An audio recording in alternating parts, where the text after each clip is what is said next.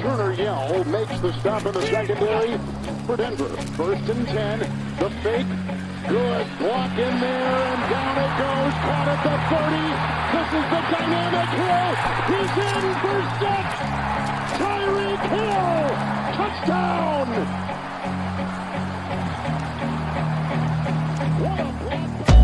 Take into your hands a plan. Your own hands can land your own brand. And damn, I feel like no one takes accountability. They want the credibility, convincingly unwilling to put in the hours it takes to get some power. Don't be fucking sour. Take a cold shower. Scream until you're louder. Work until you're prouder. And all the doubters, they're just your downers. I swear to God they all let me down. I always fought just to wear the crown. I'm off at these fucking clowns who were all taught they deserve an ounce. It's only worth it if you work for it. Well, I think Tua, he does such a great job of throwing with anticipation. He's as good as it gets in this league. So you got to make sure you try to disrupt the timing somehow, some way, whether it's getting them off the spot, because he will make you pay. If there is just a sliver of light in there, he trusts his wideouts to be in the right spot. He hits his back foot, and that ball gets out of his hands. So it's a great challenge. It really affords his guys, because he's a very accurate thrower as well. So when the ball is coming out as quick as it does with him, and he puts it on the money, it gives those guys an opportunity to run after catch. And we all know the speed that these guys have. It's unlike probably any team in the National Football League. I think Tua, he did such a great job of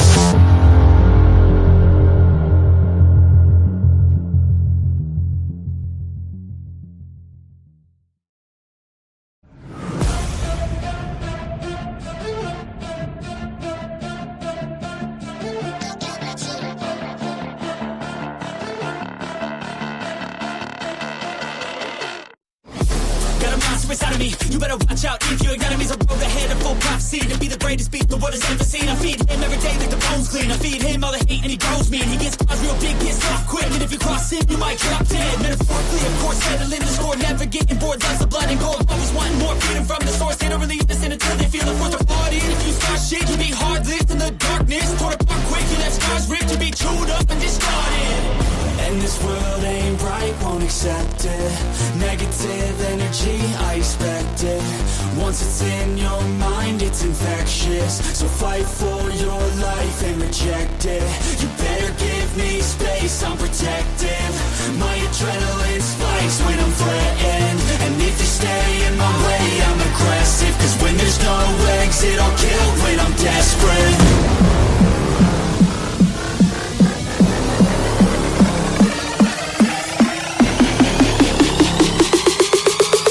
When there's no exit, I'll kill when I'm desperate.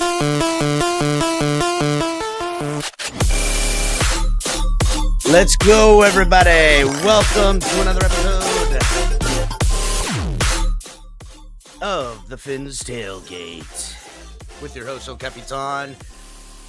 I mean, listen, Thanksgiving around the yonder. What are we all thankful for? I know what I'm thankful for, Dolphins fans. I'm thankful for meaningful football after the way this season started. And I'm also thankful that the Dolphins will be playing with a lot. I mean, everything on the line. Everything on the line. Yes, mathematically, it'll be a little early to call. And if you were going to lose one game, an NFC opponent would be the one you'd want to. And technically, you could still pull it off. But, Dolphins don't control their destiny. But if they want to, they got to continue to win. And, depending on how you look at things, when you look at the Texans, they're, hot and cold, I would say.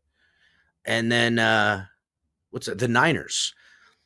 I think the Niners are a team that just is suffering from postseason fatigue. And this is just a down year for the Niners after a lot of postseason that came up short. And I think that the chickens are coming home to roost. So technically, I would say the Green Bay Packers, who had a great performance in their last showing against the Rams on prime time. I would say that, or not prime time, but the midday game. I would say that, yes, this is going to be the toughest opponent potentially all year, definitely to date. And meaningfulness for this Dolphins team right now. So, got to put this win together. And I think we eating cheese this Thanksgiving. I think we're going to eat some cheese. I'm going to see some Lambeau leaps, and I'm betting the Dolphins get this victory. I mean, listen, homer bet, sure, but I don't give a damn. This team's playing lights out right now. You can't tell me that they're not. I mean, you can look at the last 3 wins that they've strung together, all 3 coming in different ways. First one, defense, lights out performance, offense, being patient, driving the ball down the field. Next, the next game, Dolphins offense controls the pace of the game throughout, capitalizing, and then the defense made some plays towards the end. And then this past game, Dolphins offense just couldn't miss, baby. That was just dicing shit up. They had like 65 rushing yards. So I've looked at this team, Mike McDaniel, most importantly, right? To me, Mike McDaniel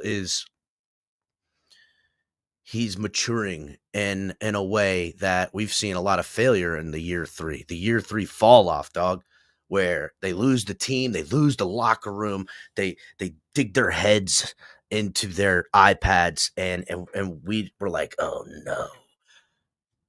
Kept this team together in the dark times and has learned from them and has pivoted, and the team seems to have a counterpunch. Tua Tagovailoa, 10 intended targets last game, 9 the previous, facilitating it all over. It's hard to defend that. And the defense seems to, just kill it. Chop Robinson. Right now, Chop is myrtleizing it. He is amongst all defenders last week. He was first in pressures, first in pressure rate, and first in pass rush win rate. Last week, these last 3 weeks since this team, mind you, and Zach Seiler, right? Let's not act like Zach Seiler isn't a complete difference with the effectiveness on the D-line, right? My point is that things are coming together, and the Dolphins team under Mike McDaniel's leadership, that's the difference. Right now, I felt like Mike McDaniel was kind of the dude that wasn't, I don't want to say not leading, but like it just felt like it was too chummy, right? Felt like I've seen that story fail before. The player-friendly coach becomes too friendly, and then when the going gets tough, the team's like, yo, what do you mean? I thought we were friends, right? Why are you yelling at me, coach? I thought we were friends. You could see how a circumstance like that could spoil quickly, right? But that's not how this went. And Mike McDaniel, I don't know exactly what it is. We can speculate on a lot of things, but what's for certain is Mike McDaniel has grabbed this team by the horns in a different manner than we've seen other third-year head coaches when things start falling off the rails. He got this thing back on the rails, reinforced, I would say. And I'm just noticing something. I've been watching it the last couple of weeks. I said to myself, I wonder what's going on here. Because this is going back to like last 5-6 weeks with Mike McDaniel and this metamorphosis I'm watching in real time of him, what I believe to be transitioning from an offensive play calling head coach guru, whisperer, McGenius, dialing up plays. And I'm watching that guy come from that to being a not one-sided coach anymore, being a head coach, a true leader of a football team. That's what I think I'm seeing. Now, listen, they could turn on each other. This could fall back off the rails and turn on each other, and I could be completely wrong. But what I am seeing right now says differently. Says there's no quit in these guys for Mike McDaniel. And I also believe this thing I was looking at intently. I feel like what's happening, I think I see it on the sidelines, is Mike McDaniel isn't calling every play on the offense anymore. He's in there. He's got the paper. He's watching the plays. He knows what's coming, the script. Frank Smith is calling the plays, running the offense. And Mike McDaniel is dialing up some plays every now and again. Because I feel now this big change, Mike McDaniel is by lessening his focus on just the offense and play calling and everything else. He's now allowed himself to see the wide angle view of head coaching in a better way to facilitate it. And he's seeing the defense, what the defense is doing, how successful the defense is being or not being, and also what the Dolphins are doing and being successful with offensively, and allowing to feel the flow of the game. All right, we're marching down. We only got 3 points, but they marched down and we got to stop. Okay, well, we got the ball. We marched down, only got 3 points, but okay, the defense came up and got to stop. All right, now we're going down. We're marching down. We're in striking distance. I'm going to dial something up right here. I'm going to dial something up. We've been running this. They're going to bite on this. I'm dialing this up. Hey, Frank. Hey, Tua. Z1 yellow on page 3. And they're like, got you. All right. Yep. We're going to do that. I feel like that's what's starting to happen more and more.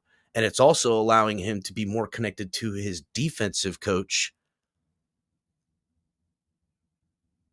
and what is going on there. If he's sitting over here talking to Weaver and he's like, listen, we're going to take some shots. If this don't work, you got us. And he's like, yeah, don't worry. We're murdering him with this right now or whatever. Or, hey, what am I not seeing? Again, along with what I believe to be real-time growth that we're witnessing, it's a lot of different things I'm noticing out of him. I'm excited because to me, he's turning into a real head coach right now. So that's, a couple of the things we're going to talk about. I also want to talk about how Chris Greer is really, really good.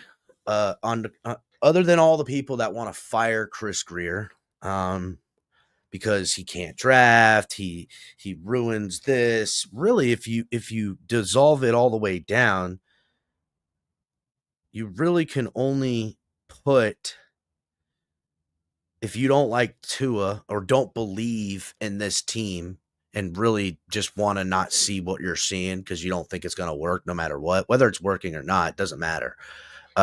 That's the only real reason you don't like Chris Greer. Because everything else, I don't see how he hasn't done his job as a manager of an organization to do all that he can, minus the moves you thought he should have made. Oh, you shouldn't have taken this player, and I wanted you to take that one, and look how good they are. And you can split those hairs all you want. You're going to sit there. Again, we're going to talk about that as well. Because I'm over it. Over the Chris Greer slander. I'm gonna put a quick pin in that before we really pry that open later on. Name me a general manager that we've had in all of your life, well, I can't say all your life, but like since Jimmy Johnson left, we have been in a tailspin or a cyclone or whatever you want to say, going in every direction with zero stability, from ownership to management to leadership to coaching to quarterback. It has been spinning in every which way of failure. The only stability I can remember having since Jimmy Johnson, and listen, it had that. Remember how that worked out, right? Remember what kind of drama happened at the end of that one. All of that, this is the most stable this franchise has been. And I credit that to Chris Greer. Because once he had full control, its ship has steadied. Now you could say, hey, listen, fans are fighting. The Tuanon versus everyone else, the Tuaneers versus the Dolphins fans, the drama, and then you can put all that. But all in all, whatever's going on in that locker room, whatever's going on with management, at least there seems to be a steadying of the ship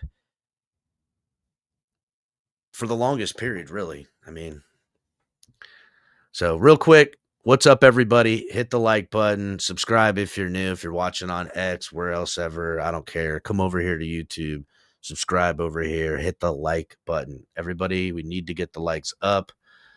I'll monitor the like intake because I don't know why people don't like to hit the like button. CCRR, what's up? Jamie, salute.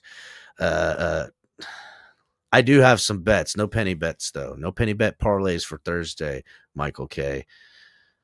Hit the like button, everybody. Joe Wrist, member and family member in the hood. What's going on? Duke, how goes it, buddy?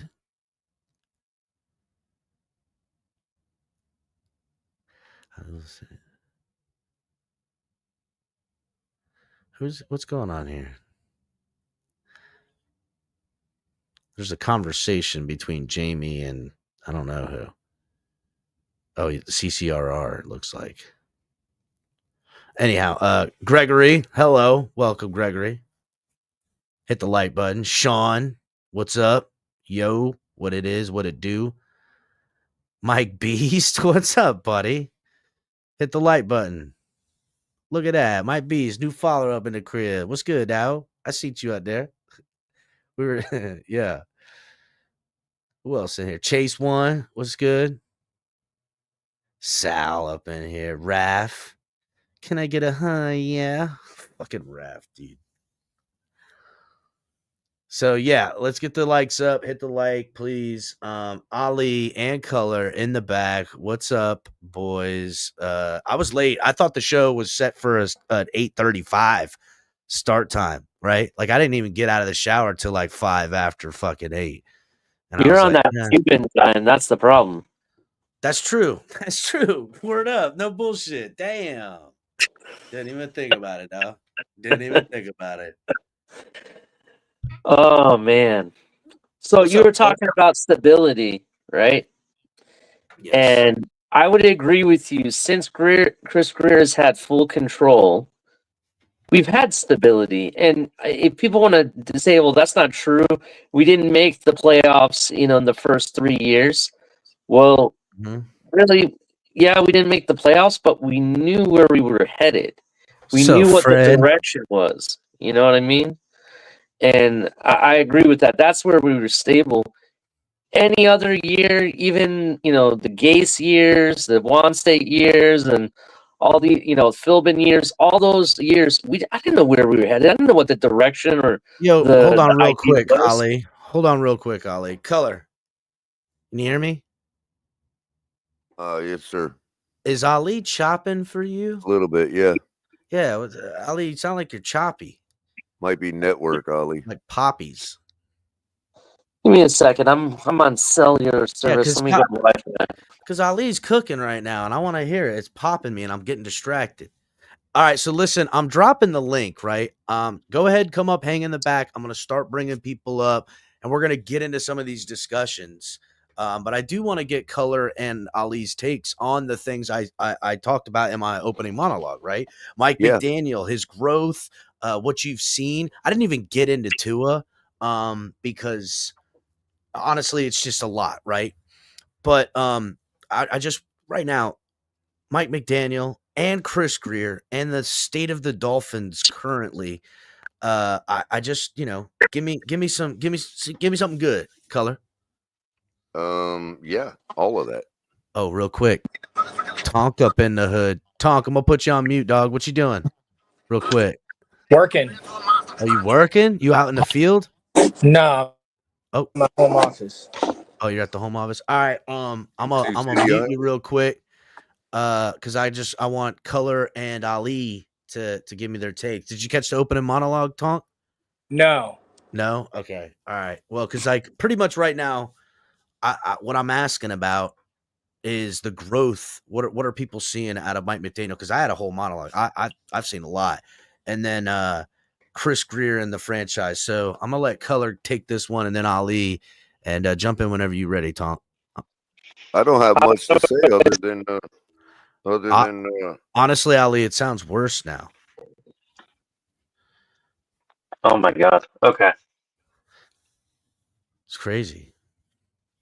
I don't have much to say other than I still stand by my statement. If we come out of this game 6-6, then we have to look at what's transpired this season as a not just growth on Mike McDaniel's part, but an earned growth. Like that's what the point of it all to me has been, because how are you supposed to assert your authority in a league where you get fined for treating the players too harshly? You know what I mean? Well, seems to have found a way to get these guys to execute, not just for the past 3, 4, 5 weeks. And it's like, if this kind of thing continues, then that's the biggest growth to me, is being able to be that friend, but also saying, hey, there's a time for friendship and there's a time for execution. And I can't be your friend if you're not executing for me. And that last part, Color, is kind of it, right? And I don't want to say it's an example, but I don't know if it's the perfect example, because I feel like it's Raheem Mostert, 2 fumbles. One you can say certainly cost the Dolphins a game. The other probably cost them the game. Has been in the doghouse, for lack of a better term. Now, how much of that is also Devon Achane is the hot hand, and you stay with the hot hand. But Devon Achane isn't the hot hand if Raheem isn't fumbling the ball and still getting the bulk of the snaps. So, chicken and the egg, if you want to be real. My point is that that's a small example, but I think something else we're seeing completely more out of Mike McDaniel. Again, like a guy who's learned and has also gained some form of wisdom.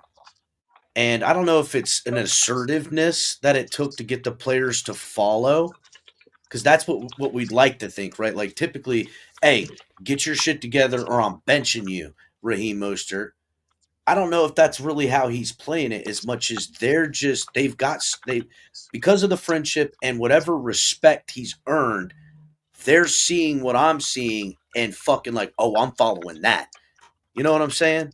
Like that's all I can think it could be. Well, most friendships shouldn't be hinged upon whether you do something for me or not. But these guys would not know each other and would not have this relationship if they were not on the same football team with the same goal that needs to be accomplished. So I'm coach, your player. We have to execute first. And that's the key to our friendship.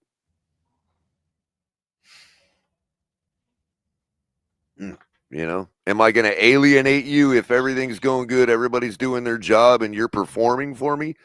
Some coaches would still alienate players, and that's, bad coaching. But we've seen I don't have to alienate you, but I can't be like everything's all, like this is about building our friendship instead of building a Super Bowl winning football team.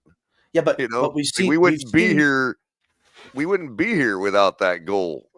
we wouldn't be friends without that goal. I wouldn't know Tyreek Hill and all these other guys if I wasn't the coach of this football team and we didn't have this goal of winning. You know what I mean? So here's the thing, right?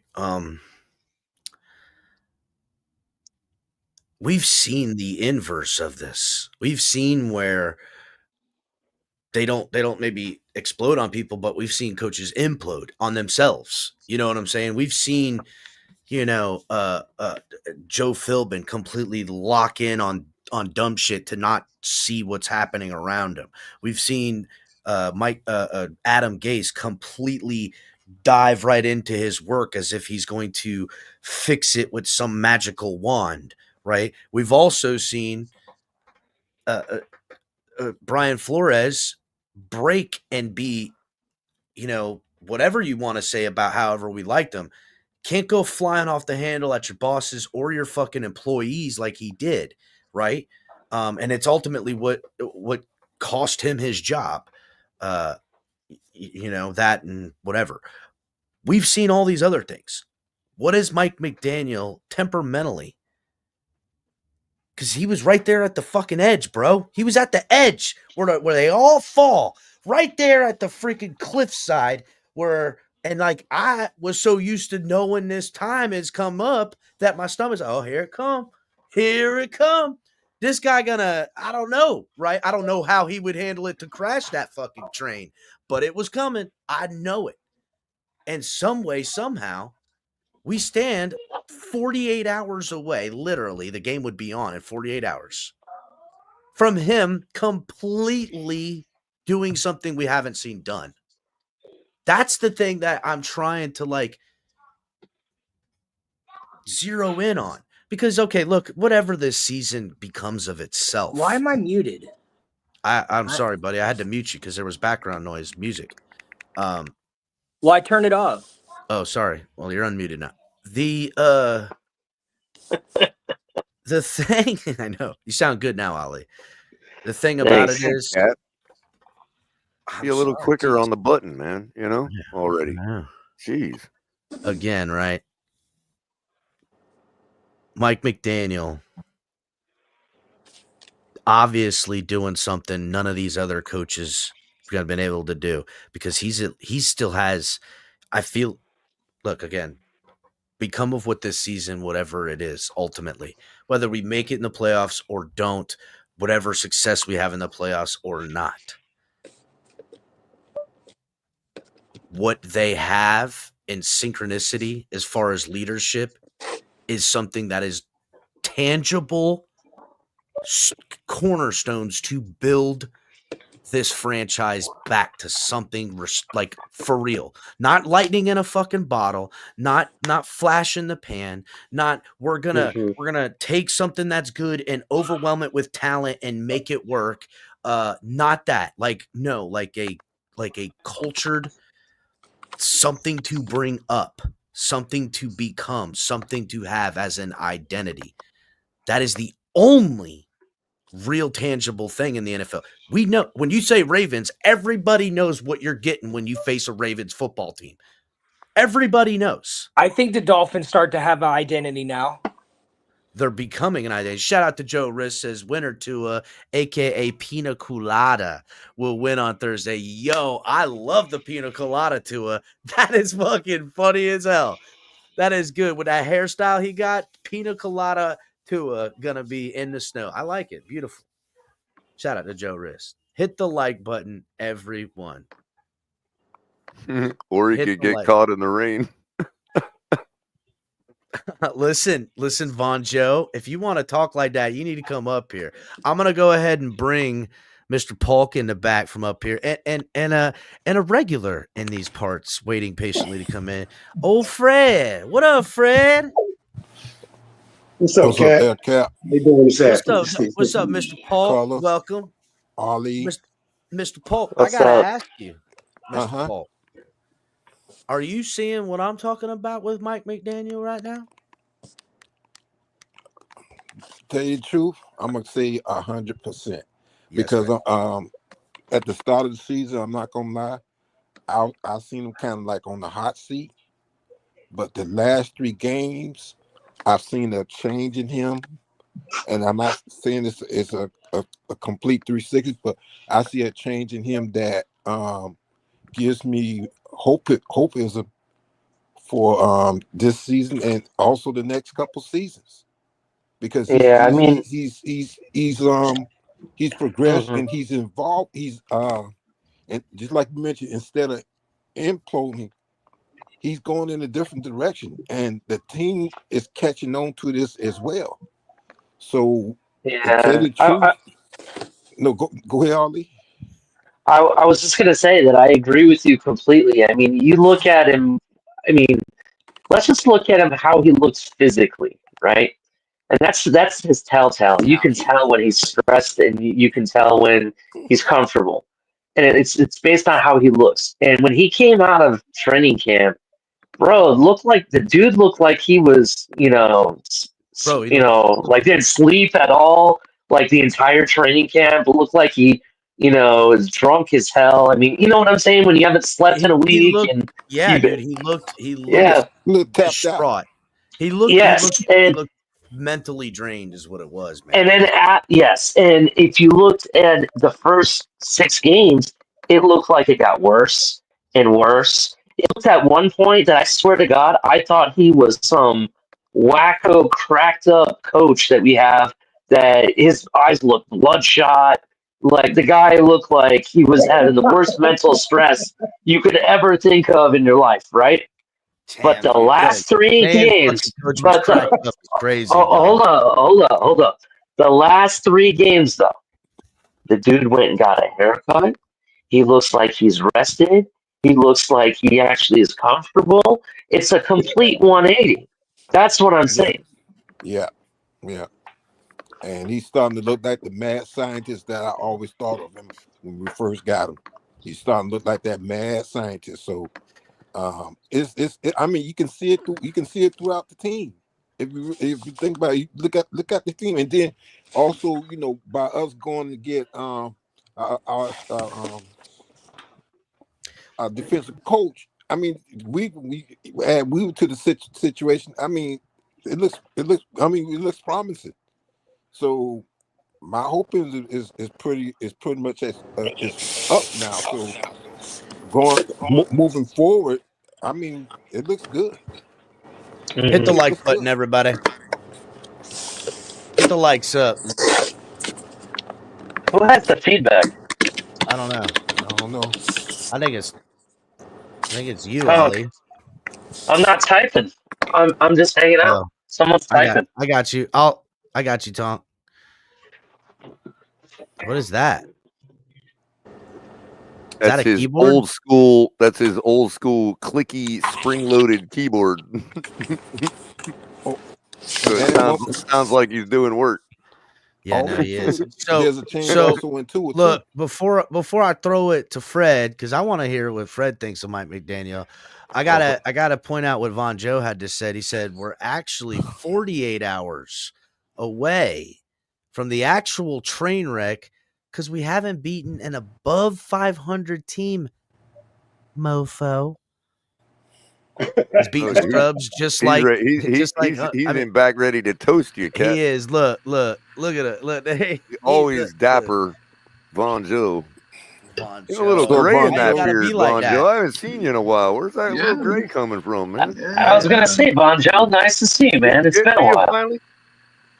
Yeah, I got a little salt and pepper coming in. I'm actually enjoying my salt and pepper years coming in, man. Gotta ground them kids a little more. You look very distinguished. About to be a full on dilf out here, man. Damn, not dilf. Gross. Yeah, man, we dilfing out here. Head out to these PTA meetings and show these single moms something. Be like, hey, man, you can't touch me now. You can't touch me. I'm married now. Out there on that pickleball court, killing it, Whit.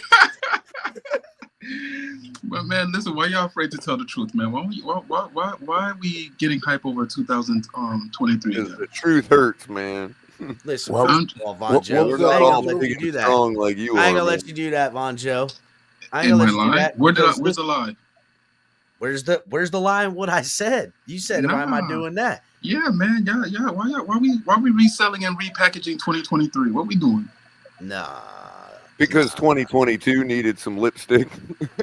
Vonjo, I have a question. You said that we haven't beaten an over 500 team since when? This whole season. Okay, this season. You're not talking about it in the past years. What you're saying? No, Just last season. Last year, the only 23, the only team above 500 that we beat was Dallas, and Dallas was the Miami Dolphins of the NFC. So that's all right. All right, Vonjo. Tennessee's coming, Vonjo. Don't worry. Tennessee's coming, man. They'll be 9-8 by the end of it. So again, brother, so I'm seeing this and I'm looking at it and I got excited just like everybody else. Hey, then it hit me. I'm like, wait, hold on. I said, let me pull. I said, let me pull my Tony from the and start looking at my laptop. Let's see who we beat.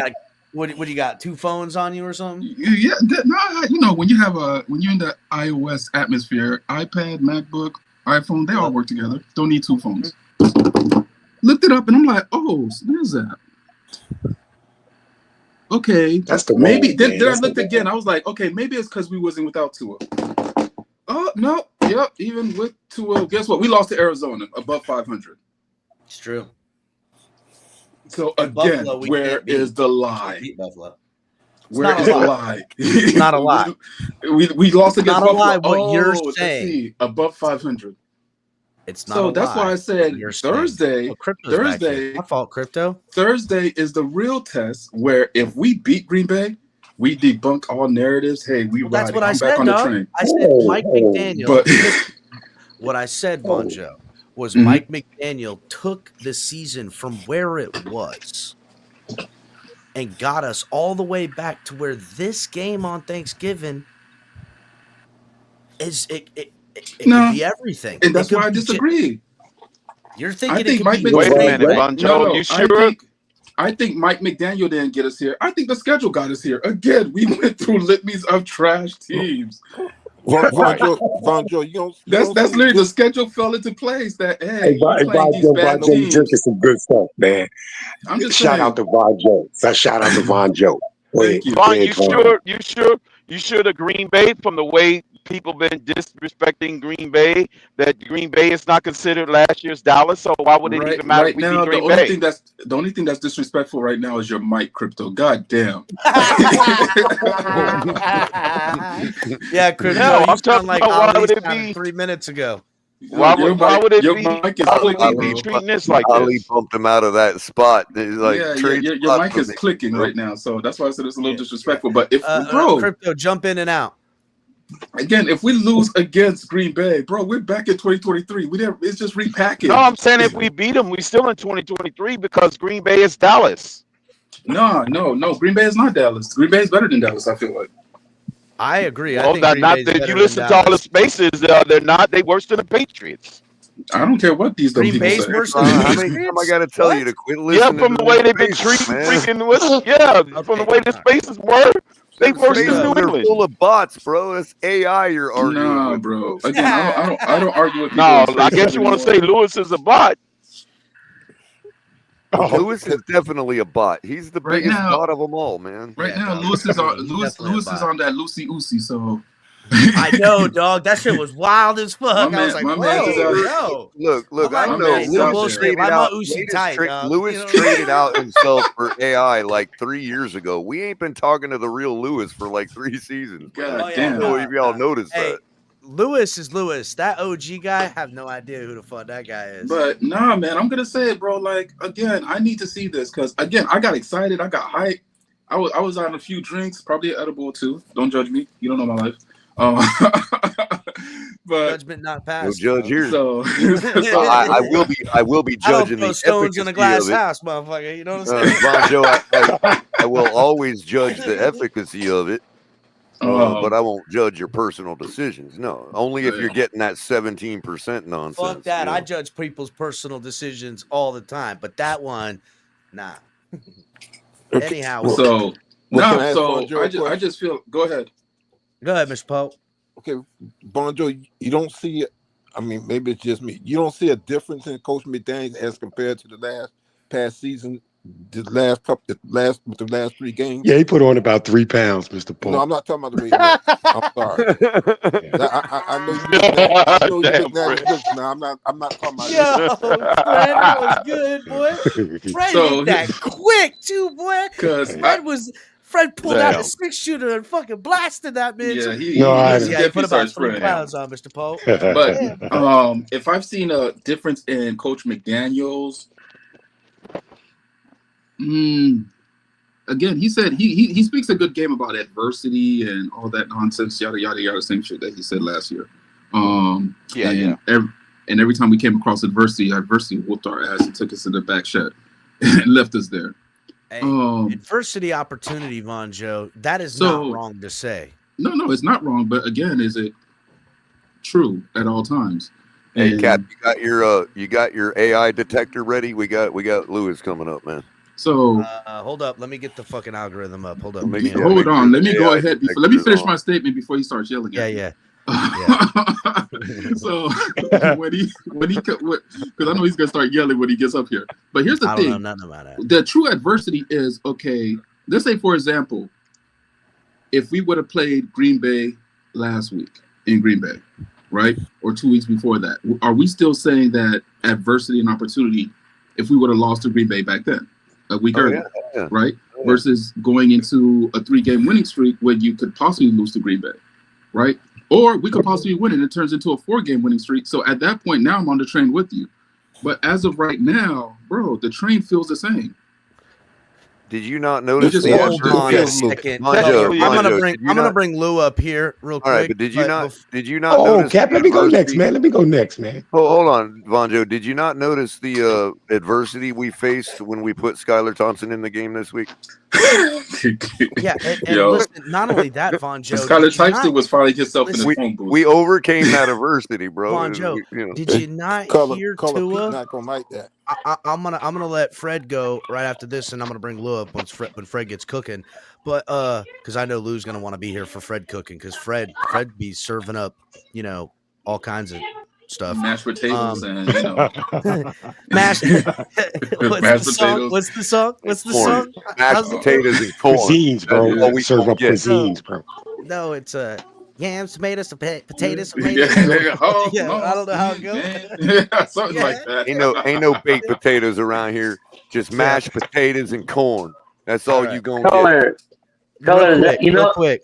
Good. Didn't you hear Tua, Vonjo, say we're killing narratives out here? I heard that. Can't wait to kill the narratives, Lou. Go ahead, Fred. I heard that. First of all, Cap, can you hear me okay, man? Can you hear me all right? Sound great, bro. That 6-shooter's firing. I'm hearing a bunch of nonsense already. That's what I'm hearing. I don't want to be sounding like crypto up here, man. No, you're kind of low, man. I barely hear you. Oh, wow. But anyway, man, as far as Mike McDaniel change, man, like, to me, there's a little something. There's a little change, man. And that thing is, man, to me, he seems to have gotten a little better, slightly better in his play calling his situations, man. I think I noticed that a little bit, man. Yeah, know that. Yeah, hey, Color, that's all I serve is cuisine, bro. Okay. Thanks, well, Color. You've been stealing it from my restaurant, bro. But we won't tell nobody. Don't worry. But that's what oh, Cap, I wasn't even finished, Cap. I'm sorry, Fred. Okay, and a player implemented here, a player implemented there. However, a player taken away from here, man. I think it's showing a lot to me, man. David Long getting beat all over the place. I think he was expendable. You know what I mean, man? I think Walker is doing a great job up to since he's been starting at the middle linebacker, man. So yeah, I mean, I think there's a progress right there, man. And Be careful with that. Be careful with that cuisine talk because you know Lewis is about to go Gordon Ramsay all over you. You know that? Okay. Okay. I don't know Okay. why. But I think Lou likes what he's hearing. I'm hearing facts out of him right I said, now. see, damn, Cap, you made me forget what I was going to say, man. You made me That wasn't forget me. what. That was Oh yeah. Ali. Why the Oh fuck I yeah, get That's yeah, to? Cap. okay, Fred. Cap, That's Cap. okay, This is what Fred. I. You're not going Ali. This anywhere. is You'll remember this it. is what I. This is what I wanted to ask, Cap. Say Right. we do. Say we do. Go ahead and Say we beat Green Bay, right? Right. Does that kill the narrative completely, Cap? That we can't beat a No, 500 no, team or playoff no. team for that matter, man. You know. Listen, it doesn't, right? But it Mhm. certainly is well on its way. Yeah, it's a Right. starting Why point. You wouldn't got to it start kill the somewhere. narrative when Yeah. we did Right. it? Right.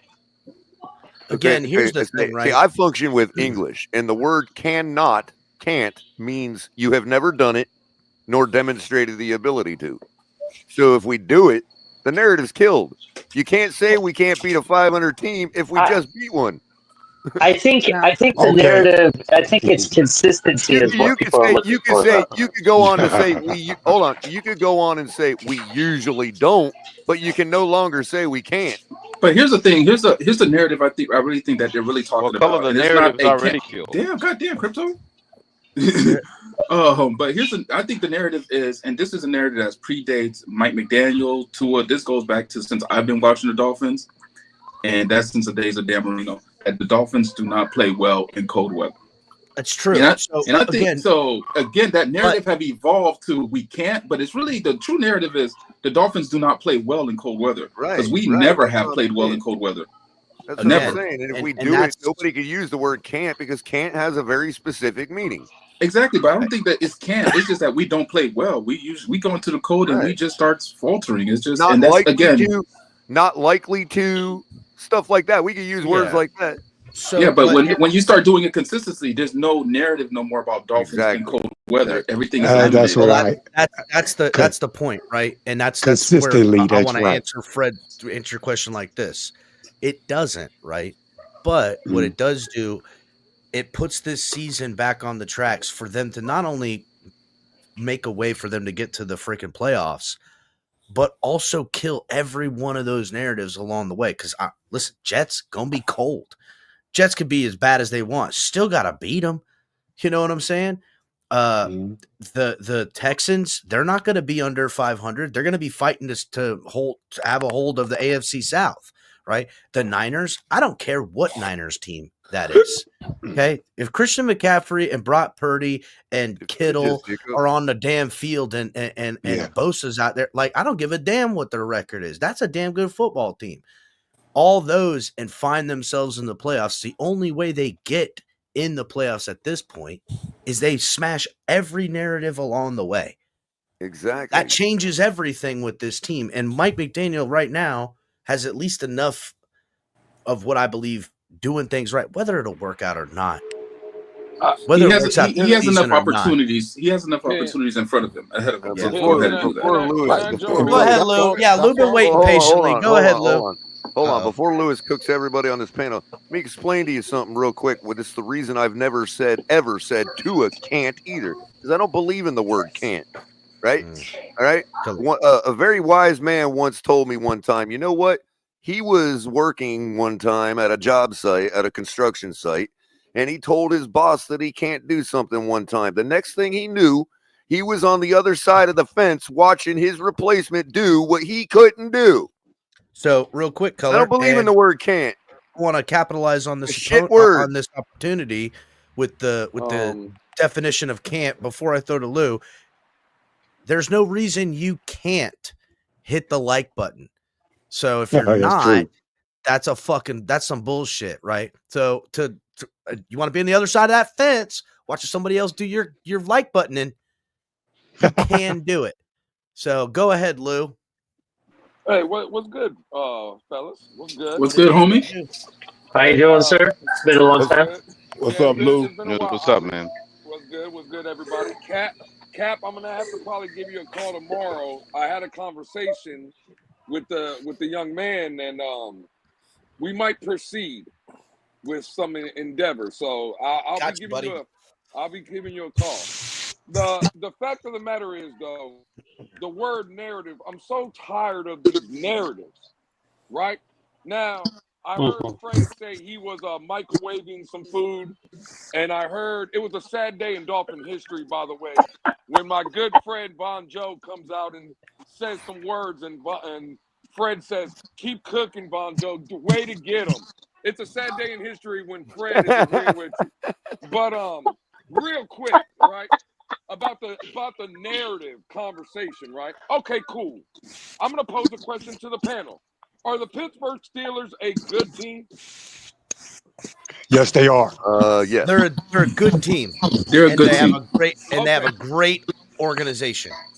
Great organization and a good team. When you think of the Pittsburgh Steelers, you think of good. Well, the last time Miami, I believe, played Pittsburgh, we got a win. Right? So I'm just gonna ask another question. Has Miami Oh, wait. That Christopher Greer hit Noah got the win. Let's correct the record. 1,000%. Yeah.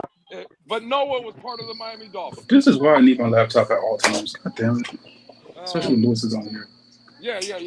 Well, listen, Lou's cooking right now. I don't know why everybody's even. Go ahead, Lou. I gotta figure a way. Let me get your mic up, Lou, because I need to hear this on blast. Is what I need. Go ahead. All right. Well, I was saying about the Pittsburgh Steelers, right?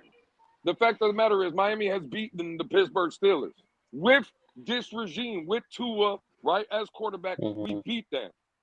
With this head coach, with Tua, we have seen this team beat the Buffalo Bills. Is Buffalo good? Because that's all everybody tells me. They're 5-time division champions. They're the boogeyman of the AFC. We've beaten them. Have we beaten Baltimore? Oh, yeah. Shit. I remember. I remember that fourth quarter was one for the ages. Yeah, sometimes in the distant past, I do remember those. We beat them twice in the recent history. Right. So this narrative word that we keep, the only reason that word exists is because we keep talking about it. The fact of the matter is, Miami has beaten good teams, right? And hopefully they will move forward and beat and do what we all expect them to do. Can I add one more team to that, Lewis? Because they weren't 500, but they I got my Twitter hand up. But they certainly started off the game against us like they were above 500 team, and they started off the game against us like they are playing now, and that's the Detroit Lions. Can we stop? I was about to say them. Detroit Lions was like 4-7. Can we please stop with what their record was when we played them? This is why. Yeah, that don't count, dog. That ain't how it worked. That ain't how it worked. The first thing I asked was, what is everybody's opinion of the Pittsburgh Steelers? Because you didn't ask what their record was, right? I didn't ask what their record was. Because the fact of the matter is, under the Mike Tomlin regime, he has never had a losing record. That means you must be a good team. You are a standard team in the league. And all I know, Miami has beaten that standard. So the word, when Fred asked the question, oh, Cap, was this game really going to kill a narrative? The narrative has already been killed. We just got to see them do it. Well, I said that, Lewis. Well, okay, real quick, Lou. I didn't need to hear you say, I told you so in the middle of me talking. But okay, you got it, Crypto. I said the narratives have already been killed. This is not new under the sun. I'm going to throw it to Von Joe, but real quick, welcome up Mike. What up, Mike? Seeing you made it over from the yonder. What's up, buddy? I'll just let you guys go, and then I want to make some points. Yeah, definitely. Go ahead, Von Joe. Okay. That's a lovely statement, Lewis. And again, you are the homie, so I get it. You are correct in the sense that, yes, we have beaten good teams. So could the Dolphins beat good teams? Absolutely. If you say the narrative is, could the Dolphins can't beat good teams? Okay, that's an absolutely false narrative, right? But again, the narrative is about, when you get rid of narratives, is through consistency. Because I do have a good Cuban friend that says, even the diamond shines on a dog's ass every now and then, right? That's you, Lewis, that says that. That's Lewis that says that. So, again, consistency is what breaks narratives. Yes, we beat Buffalo. That was in 2023, right? We beat them. And what happened this year? Yeah, we got our ass handed to us twice by Buffalo. No. Oh, Did they not railroad us at home? Yeah, you're right. Okay. What are we talking about? We lost to them twice. They swept us this year. No. The second game we lost to a 61-yard field goal. What are you talking about? They swept us this year. That's all I know. Oh, come on. Again, when it comes to the Cardinals, who Joe are don't a want to good put team. zero context on the fact that our quarterback went down in that game. That's crazy. Man, Von Joe was cooking, man. What do you mean our quarterback went down? Von Our Joe was quarterback cooking, went down man. after the game. Went down in that game, Our Von quarterback Joe. went down Of course after we the got game whacked. wrapped Of up. course we got waxed. No, hold on a second. The game was wrapped up, Captain. Wait a minute, Von Joe. In the last 5 meetings with Buffalo, we've only had a bad debacle twice, dude. And all 3 of them were close games. And that brings that average into double digits. Hold on. Hey, man, can we let Von Joe go? Because here's the Stop thing. interrupting Von Joe. We had. You guys don't learn to pay attention. If you guys don't learn to pay attention, you guys don't learn to have recall. Big Nick, we got a big crowd tonight. I got to call Von Joe out. I got to call him out. Go ahead, Von Joe. I know. But what are we calling out? Let Mike go. Let Mike go. Hold on, I'm not done yet because at the end of the day, again, those were L's. The record book only says L. If you want to find these, hey, you know what? Sympathy wins here. Give me some. No, I'm not about that. Oh, shit. Right, get my sympathy straight. How are we supposed to Sympathy wins? how Who's are we giving doing? us? Give me I need that in my life, Listen, bro. I need my when you sit up there and you I want agree, it neat, no ice. you agree with somebody. When you sit up there and you agree with somebody. Hold on, let me land right here. I'm going to land this last statement because, again, Preach, Von Joe. Preach, bro. narratives about your team change through consistency because guess what? You rewriting the story. There it is again. The story There's is that hypocrisy. rewritten. Hold on, We do not have consistency. There's that taking a small detail and fitting it to your own What is the narrative detail that and I'm not missing? applying it across the board. I'm trying to get there. All right, hold up. Color, respond. But I gotta get. I gotta get the mic. QB1 has been in the NFL. Every year that QB1 has been in the NFL, he has consistently, statistically, top and bottom, been a top 5, 6 QB. Yet and still, that consistency to QB1 don't apply with Von Joe. QB, bro. The fact of it is, we are allowed to expect that win or loss or not, Von Joe, when we're consistently playing teams to the brink, you've got to be able to infer that one day we can get one of those dubs. One day we can, yeah, one day. But all it takes is once. All it takes is once, Fred. Fred. Like we just lined up and lost. Y'all like we just Hey, we can get one day. Hey, we can get one day. He's right. He's right. He's right. Hold on. Von Joe's got something going on here. Go ahead, Von Joe. You want to put this PowerPoint together? So all these wonderful stats Wait. I'm just saying all the wonderful stats. Hold on, I got Color. Go ahead, Color. Ask him your question. But everybody, hit the like button because this is a rare treat. We're getting a PowerPoint by one of the pros. I'm sorry, it's Carl Rose. Damn, we got the whiteboard. Damn, Von Joe. All right, everybody, calm down. We're gonna get. Hey, I got my pen. I got my pen and paper. I got my notepad out, Von Joe. Hey, Color, you're the stat guy. How many playoff wins? How many playoff wins does the two-time MVP Lamar Jackson has? Is this the X's and O's with Von Joe? At least one. Two. So we got QB1 plus playoff wins still equals 0. Okay. All right. Continue. What about? Hold on. I got an idea. Well, actually, it'd be 3-time MVP because he's got it on lock. Hold on a second. Let me see if I multiply because multiplying forces usually have a better. Crypto, you sound crazy with Saquon. So QB1. I'm interrupting Von Joe, man. If we do QB1. Hey, everybody, let's listen. Yeah, if we do QB1 times playoffs. Damn, I still got 0. Shit. Okay, you know what? Okay, all right. Never mind. This is Sesame Street with Von Joe. I tried learning mathematics. Multiplying. You have a dividing line written. That what sucks. about the division, bro? I could try that. I could try. One divided by 0. What? I found one that divided by 0. Hold on. 1 divided by 0 is undefined. Boom. Gotcha. So that's why we keep having these moving narratives is because we're undefined. We are undefined. When you have something undefined, guess what? You can place any type of narrative on it. That's people. right. That's right. That's what I'm Ooh, So saying. that's why the fan base is I like so that, split. Bonjo. I Oh, like that. Fan base Bonjo. is so real split. quick, So that means, real so that motherfucking means quick. Hold on a every second. year, Listen, every all year we have accidental. 25 real quick. undefined Hold on, teams Big every Nick. year. God damn it. Hold on. Real quick. Due to assistant teacher color, the division in the listen right now, division in the fan base with this team, the divisiveness Causing amongst this undefinition. of undefining what we are. And QB we one. are yet to be defined. Right. So You're if you exactly take right. QB1, hold on. Holy Isn't that amazing? fuck, But hold on, you guys boys. don't even This say some, madness. somebody call So Elon Matt- Musk. Hold up. Elon Musk needs to get proves- fucking hit up right now. That- we that- need that- these no. crazy. We But might have Cat, just you don't see the we just deeper. split the Hold on, fucking hold atom, on. boys. we That just hold split on, the just atom. hold on. mathematics I just have to say describes this. reality, man. That Hold proves on, I it, just right? have to say this because due to your help, we actually find it. You don't see how deep this is. QB1, who is a divisive person in our community, right? Divided by playoff wins is undefined. Right. So that's why real quick. Real Lou quick. got his hand raised. Go ahead, Lou. Cook, Question Bonjo. for the teacher. Question for the teacher. Yeah, He's only a divisive player to the uninformed. He's only divisive Go ahead, to the Lou. Go ahead, Lou. uninformed. Get it. I just got one question for the teacher. Well, it's Have not you even a thrown question. away your bubble gum? It's a statement for the teacher. That shit right there, it was real cute.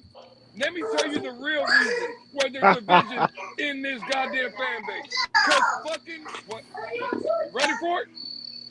Idiots walk among us. And I'm looking about 3 to 4 of them on this goddamn panel. Man, you better throw away that Sir, bubble you gum. can't call Big Nick five throw away that bubble Work gum. zone, Bonjo. Oh, stop That's that. crazy. Mr. Big Nick only counts as one person. Mr. Amador, you better throw away that bubble Good work, gum. Bonjo. What I'm saying is, this is some of the dumbest shit I've ever heard. Let me ask you. You're a hater. Nah, dog. Listen, Okay. I gotta be Bonjo, honest. what kind of wine is Lou, that, I'm bro? usually listening to you, Hey, just but No, there was a lot of talking dumb about shit said. No and bullshit, Lou. we're A lot of Okay, dumb shit well, was said. well, But well, what okay, Color okay. and Bonjo just did only didn't prove his point. It proved the fact. Because all I've ever said is that we are undefined right now, sitting on the precipice of having the opportunity and adversity to be And you're defined right. as a By the way, team. Vonjo, it was an honor. It was an honor to work with you on this Color. project. Listen, the Vonjo. honor was all mine. I gotta We're looking figure on out how to we're get. looking at deja vu I here, like that, fellas. Bonjo. I like I that, gotta- Bonjo. I mean, thanks to Color. And I you gotta are figure absolutely out how to right. get Need you to Lou's write the fucking paper so we can mic get a up. grant for some more money. I I just got don't your know how mic all to the deal way with up, I Lou. Go told you ahead. so type of fans. I don't know how to deal with those type of fans. Hold on, I want Lou to I respond. told Go you ahead, so. Lou. Like, you gotta look forward for the I told you so. I don't get Yeah, that. now I'm There we a go. sound. I'm a sound much better now because I took these goddamn head things. You want to know? You're right, Cap. I did say a lot of dumb shit. Let me go back to being smart. I didn't then. say you said a lot of dumb shit. I said you were right that there was a lot of dumb shit said. That's what I said. Oh, okay. Well, Yes. I just I want didn't to say know. you said dumb shit. I When- said when what we're- Bonjo and Color pulled off, nothing about that was dumb. That was a fucking fact. And it is absolute fact. And you want to know another fact? None of that whiteboard shit Bonjo has behind them, and none of that cute shit Color just said gives any bearings on what the Dolphins are about to do on fucking Thursday. Because But it's none of not that shit matters. But it's not near as cute as Actually, Tia's it's still because the future is undefined. Yes, it's undefined. So It's not- Lou, we are in Yeah, agreement. because Look at that. We've come to the it's- table, baby. It is not as I didn't near know the as- regular season Well, ended this week. Hold on, Lewis. By the way, according- my statement was not near as cute as Tia's nose. Hey, but the According- future may not be According to what defined, I'm but I hearing definitely now, can see what again, when I I definitely walked can in see where here, you're betting your futures. when It I may not walked be in here, undefined, but I people see were where you're talking betting your about future. narratives. When I walked in here, people were talking about narratives and what the Dolphins haven't done and what they can't do. So again, Crazy. I just want to know how many people are watching the game on Thursday, because I know I'm not. Because when you come over here and you listen to this dumbass shit that I'm listening to, there is no chance in hell Miami is going into Green Bay, because according to fucking math major Bonjo and fucking his cheerleader fucking Fred with the pom-poms in the back, Shout the out, Dolphins ain't doing Bonjo. shit. That's okay. What you guys not knowing that Lewis is actually gonna be watching the Minnesota Vikings game. Go Skull. Oh shit! Damn, Lou. Hey, First of all, Lou. All them white European I got guys. the purple jacket, so I got to hook up. I got a plug on purple jackets. Let me know.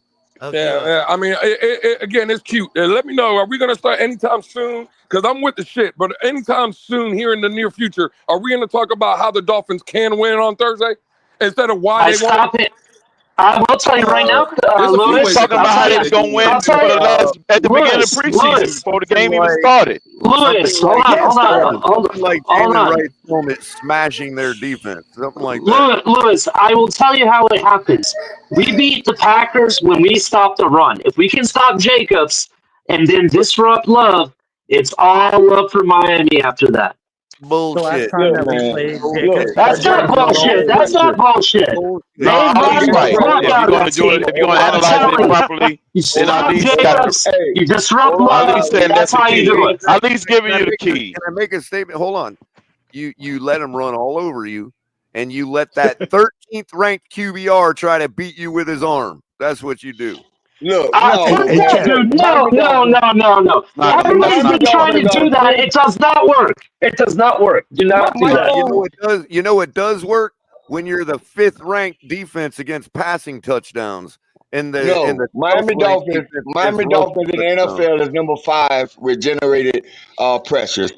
Jordan Love is near the bottom, if not the second to the last quarterback when it comes to being pressured. He leads the worst quarterback. I got the breakdown. I got the breakdown. Big Nick. I'm the pressure guy. Let me check that real quick, man. I got the breakdown color. Ready for it? First off, Love turnovers. Jordan Love will give you the ball. He will give you opportunities to ball. Listen, in the last game, he gave them boys 2 chances to get a turnover.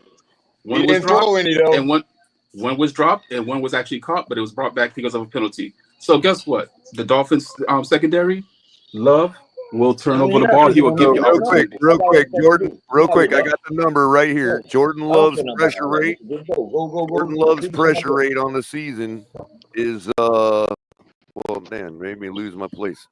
Oh, there it is. 19.9%. What? His pressure rate on the season is 19.9%. So that's I think roughly. that O-line.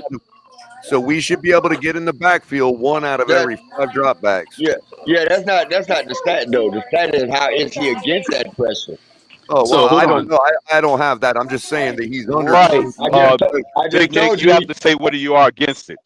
He's 32. He's 32 out of 32 with interceptions due to pressure. He has a 49%, something like that, completion percentage against pressure. He can't handle the pressure. Miami Dolphins, number 5 in NFL in pressure. Well, he throws interceptions. Yeah, but Big Nick, that's cute because we had those numbers last year going into the Tennessee game, and how did that work out? But that was last year, Crypto. Who gives a fuck? This year. Exactly. You know what? That's making it work. Hold on. If you want to talk about this year, we didn't fare too well against Really quick, guys. Go ahead, Overall, you don't. The problem is you don't play game on paper. You play it on the fucking field. Hold on. Nick, I got a slight correlation with your completion percentage while being pressured. He is also under like all the time. His overall on target percentage is 66.7%. That's good for 32nd in the league. All right, so can I have a moment, guys? Hey, Crypto, I like that. Hey, Crypto, I like that, bro. I like that. You don't play games on paper, bro. Game on the fucking field, not on the fucking statistician. I just want to point out real quick. Lou came up screaming about the fucking word math problems. He kicked me right off the internet. Yeah, that's all cute. Yeah, I want to talk about math problems, and then you want to go give math solutions to how you gonna fucking win a goddamn game. I know Lou's yelling about the fucking word math problem. The only thing I was saying was I see there's more writing on the board. What I was saying was his completion rate under any circumstances. Yeah, zoom in on the board. It says panels fucking suck. His let's see this. His on-target completion percentage under any circumstance is 32nd in the league. Yeah, I'm sure Kyler Murray had those same numbers going into the freaking game too. Prior to Kyler Murray. Kyler Murray. Oh yeah, Kyler Murray had those numbers as well. Can I answer that? Crypto.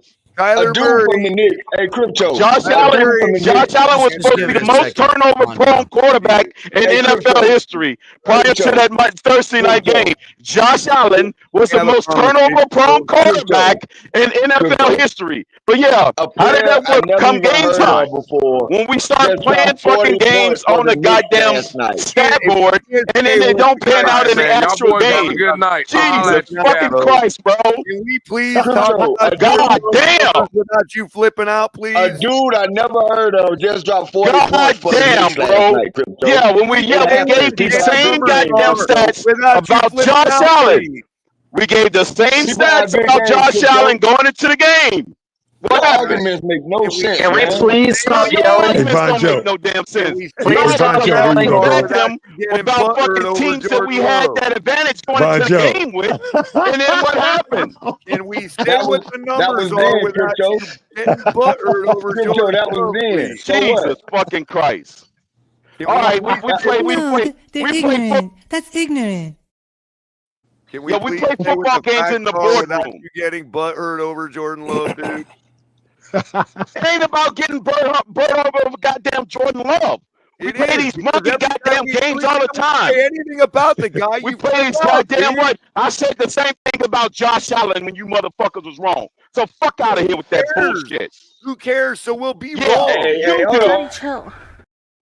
Why do you It wasn't about him. Hold on. Goddamn play team we play. But you motherfuckers think stats. That's why we win fucking games. About that team, we would have been undefeated. Just let him get away with Well, it. every goddamn game we played, we probably had better advantage stats-wise going into the game. Why the fuck did we lose 6 games already? Why the fuck did we lose already 6 fucking games? We had fucking 6 advantage points going into every goddamn game. Excuse me, Crypto. We had 6 games that we had clear advantage. Clear advantage over our opponent. This is why you talk. All 6 fucking games. This is proof why you talk just to talk. Yeah, you motherfuckers, yeah, you go ahead, you fucking MAGA wing nuts. Go ahead. Because you act just like fucking MAGA. You motherfuckers act just like fucking MAGA, goddammit. How did we get here? Turn up, Crypto. Talking points. Bro. Turn up, Crypto. Every fucking buddy, every time you open your fucking mouth, dude. Crypto. Turn up, Crypto. Your fucking mouth. Anybody ever do to you, bro? Hey, can somebody answer this question for me? El Capitan, I'll be back. Somebody answer this question for me. Anybody else? Nah, don't go nowhere, bro. No, bro. I want an answer to the fucking No, I'm question. getting a refill. I'll be right back. What did anybody do? Nah, Von Joe, check him out, bro. Hey, Crypto, would you shut the fuck up and share the panel? God damn, man. Since Josh Allen has been in the NFL, who has led the NFL in turnovers? Oh no! Don't do it, fucking Big Nick. Don't do it. No, he just said he proved us wrong. There we go, How man. the fuck he proved us wrong when we stated a fact? We didn't state. He's asking you, Nobody Crypto. heard anything. God fucking damn, he just talked just to talk. No, he don't. He spits facts. No. Keep it 100. He spit facts and keep it 100. That's what I say about Crypto. I said the same thing about Allen, Murray, fucking goddamn every quarterback. Mason Rudolph. Hey, Fred, How do those numbers look against Mason Rudolph? Shut up, Nick. Shut up, Nick. Go ahead, Crypto.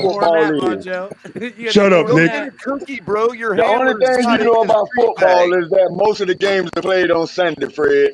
That's the Shut only up, thing Nick. you know about You don't even football. come outside I at want to 50 talk about degrees. Shut the up. 49ers game. Since you motherfuckers got a habit of fucking playing 3 weeks in advance football, you guys Jackson got up the killed Green by Bay all game the 3 weeks ago. Well, let's talk about the fucking Houston game now. Because this game is already in the bag according to you fucking wing nuts. Yeah. Give it to him, Crypto. Give it to him. 49ers game. Because you Oh, y'all motherfuckers be were talking careful. about If the you Green don't Bay think the way game 3 Crypto weeks wants ago. you to think that Hey, Nick, shut up and let him finish, man. Yeah, you Shut got up to and let talking him about the finish. game 3 one of weeks the ago. uninformed football players in the history of football. Stop interrupting him. Stop interrupting the man, Nick. How about you? You done shut up? interrupted How everybody. about you stopped interrupting people, Fred? How about you Go stop ahead. interrupting? Go ahead, Crypto. Go ahead, Crypto. I hear you. No, I want to talk about the 49ers and Houston game. That's the game I want to talk about. Before Crypto go, I'm gonna fucking move both of you.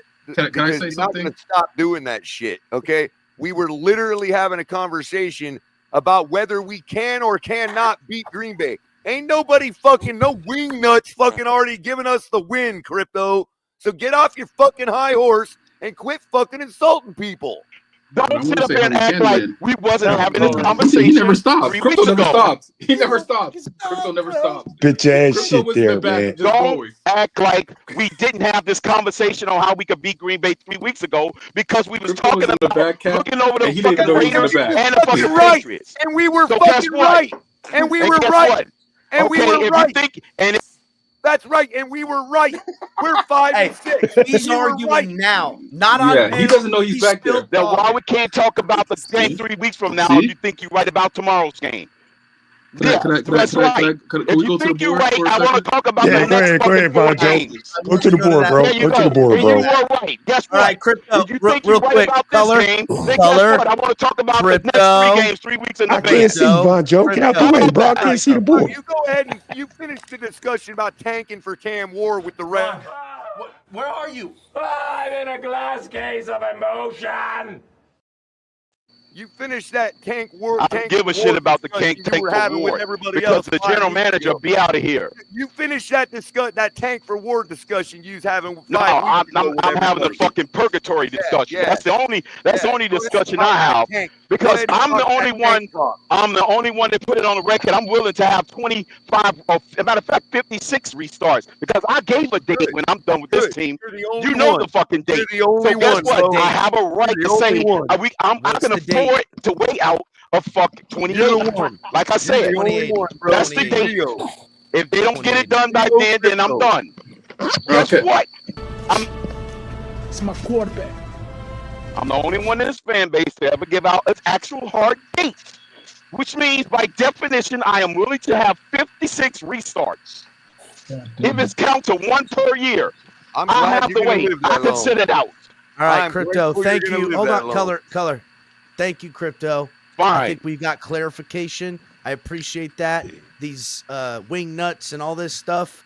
We're gonna sidebar that for a moment because we have a full display here, and I know this is for as much as it's gonna pain you, Crypto. This is absolutely wing nut radicalism that Von Joe is about to pull off on this board here. And I know it's going to offend you in some ways.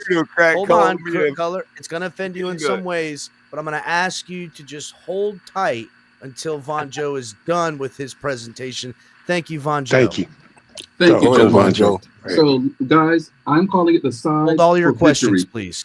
Sides for victory in honor of Thanksgiving, because to have that main bird, which is victory, you're gonna have a couple sides to go with it to make it a full course meal. First side is, hey, I love me some turnovers, don't we? Whether it's turnover pies, if it comes in upside down turnovers, listen, I love me a turnover, and guess what? Jordan Love loves to turn over the ball. So the Dolphins will have opportunities. That secondary, he will throw it to them. They will catch it. Listen, of course, he is the leader. He is the most important. He's what makes that team go. And guess what? Is if he protects the ball, Green Bay wins. If he doesn't, we got the victory, gentlemen. Love to turn over the ball. Second one, key to victory, they have a great running back. They have this goddamn play that they run where they pull the guard or pull the tackle, and he cuts it back into the hole, or you could bounce it outside. Guess what? All those holes that's going to be appearing all over the place, you got to fill the hole, ladies and gentlemen. Fill the hole. Stuffing in the hole. Stuffing There in the you hole. go. Stuffing. Stuffing in the hole. Hey, you love some stuffing, Everybody don't you? loves some stuffing. Everybody They got a lot of Great work. stuffing. In Love fact, they stuffing. have And you feel the turkey. they have on like stuff. 3 running backs.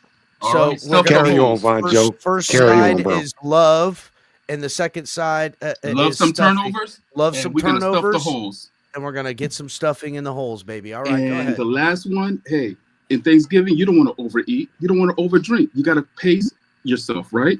You got to control. Yes, control the pace of the game. You want to Exactly. have 4 or 5 plates on Thanksgiving, Exactly. baby. You want to pace yourself throughout the game. You don't want to just sit there and blow your load off that first major plate. Next thing you know, you too full to go back. And by the time you try to go back for seconds, guess what? They're all gone. So you got to pace yourself. So you could go back for those seconds. You could go back for the thirds, right? control the ball, meaning what the Dolphins have been doing great for the past couple games, in the past 3 victories, is listen, the scores haven't been really high, but guess what? We've dominated possession of the ball, which limits the other team's offense. They have to now execute at a perfect rate because they have limited chances with the ball. So we got to control the ball and control the pace of the game, right? If we do those 3 things, gentlemen, guess what? We all feasting lovely. Keys to victory, people. I want to add great to that, work, Von Joe. Great work, I man. want to add to that. A+. Von Joe, I'm going to add to that. I'm going to amend that a little bit. You want to talk about because Green Bay had the exact same. The Green Bay had the exact same secondary that they had when they played us 3 years ago, pretty much almost to the T. And they have ball hawking freaking corners and a good freaking safety, a damn good one. They lead the league in interceptions last time I checked. But Detroit don't have the same team they had last year. Hold on, Color. Let him go ahead. We're not playing fucking Detroit. I'm talking about the secondary that we playing against coming fucking Thursday. I'm saying secondary. They can press cover and they can bump and get their hands on the ball because they long and lanky. They can get their hand and play press coverage. So I will say if this we're though, have the tendency to do that, those interceptions can happen as well on the other side of the ball because last time I checked, he was picked off 3 times the last time with that same secondary. But guess what, Crypto? When you're controlling the ball and you're controlling the pace, you do that through what? The run game, ladies and gentlemen. Running, baby. And A-Chain, Mostert, and that gotta young have man a out there. heavy dose of gravy, baby. That's got to be the mashed You got to potatoes. pour it on there. Yeah, that's all. Yeah, that's all Mashed gravy. I'm talking potatoes about and when you do mashed ventures, potatoes with control the Mostert, ball. gravy with freaking A-Chain, Mostert, You control A-Chain, the game. control the pace. Exactly. You control the game through the run game. And even if it's a bubble screen, guess what? That's just an extension of the run game, baby. Let's go ahead. Turn up. Turn up. Sounds like that's fine. the only thing we're missing. I think they know how to. I think they linebackers and what you call it knows how to cover our style backs because they had practice doing Listen, it Crypto. I'm going to tell you right now. You could try to do this wonderful 4-course meal I just put together, Crypto, but you're not going to do it, okay? The Raiders You could go ahead and go. You could go ahead and get your goddamn lunch meat. The Raiders the Salvation Army, goddamn it! But this 4-course meal, real quick. You know what we get to have after this delicious meal? You know what we get to have? What is that, Cat? I'm talking about systems and how they play. Cheese. There it is. The floor system is similar to San Fran's, and they play the same with their linebackers and safeties. All right, fair enough. Whatever. Let's eat some cheese. You're split. Wine and cheese. Wine and cheese, baby. I love the combination. Wine and cheese for dessert. That's what I'm going to call that a nightcap because guess what, Cap? Is that That's night? the nightcap, baby. That's the nightcap. You know Yeah. It's going to be super. Put them all late to sleep. into that game Put them all on to Thursday. sleep. Crypto. Put them all to sleep. Put them all to sleep. There you go, nightcap. All right. Very good. I'm just think, saying it's again, about most of this game is not necessarily X's and O's. Crypto, real quick, Crypto. What are you Okay. thankful for with this football team? That's how I'm able to accurately predict the loss against Tennessee every year. Give me a second. I'm going to say this, Cap. I'm thankful for you guys having me on, Color. The Fins Tailgate. I appreciate you, gentlemen. Listen, I'm about to call it a night. Gonna go hang out with the wife for a Appreciate little you, bit. Crypto. Appreciate you, bro. Kind of went through a whole Von Joe. Oh, you already know. Appreciate you, Von Joe. Your beautiful rendition and your Good work, Von Joe. points with the whiteboard. It was necessary. I know Lou got real upset by it for some reason. I thought Lou was saying the same thing you were saying, right? Like Lou was agreeing with. He just got real upset by. I think you don't like math. I don't know. He just gets upset Wipe it off. Wipe it off, Von Joe, and get it ready for next time, bro. Hey, man, thanks, Von Joe. Appreciate you, brother. We'll man, I appreciate we'll you be guys here for having me up, Thursday. man. Yep, we'll see you next time. You guys take care. Fins up. Crypto, you can go back to arguing with Color now because I gotta say I know that whiteboard presentation. I ain't arguing with no Neptunocrat. Oh, I wasn't really arguing. I was just trying to put more balance to the conversation. I have the perfect segment name for Crypto. So both of the teams we just played the last 2 weeks had a total in 2 games of 4 interceptions against Tua last year. So obviously he was able to correct himself. Like, can we give him a chance against Green Bay? Just a slight chance? Hey, Color to add to that, we held Josh Jacobs to 34 yards last too. That's right, Mike. Thank you. Josh Jacobs was a non-factor in that matchup. And listen, right? Miami Dolphins to Von Joe's beautiful PowerPoint presentation. Again, what a treat. Thank you for that, Von Joe. Classical. Great. We got to win the line of scrimmage. Got to win the line of scrimmage on defense. Stop their run. Force them to pass. And we got to win we got to be able to run to force the protections in the secondary that we want to have in matchups. The problem is this, plain and simple, for Green Bay. Tua has thrown to literally everybody these last couple of freaking weeks.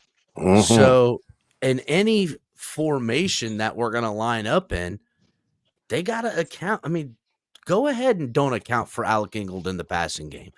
Go ahead and don't account for Raheem Mostert out of the backfield running the ball because he's been in the doghouse.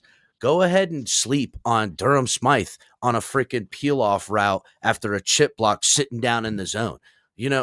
Good luck in that aspect. Welcome up, Alex. And Mike.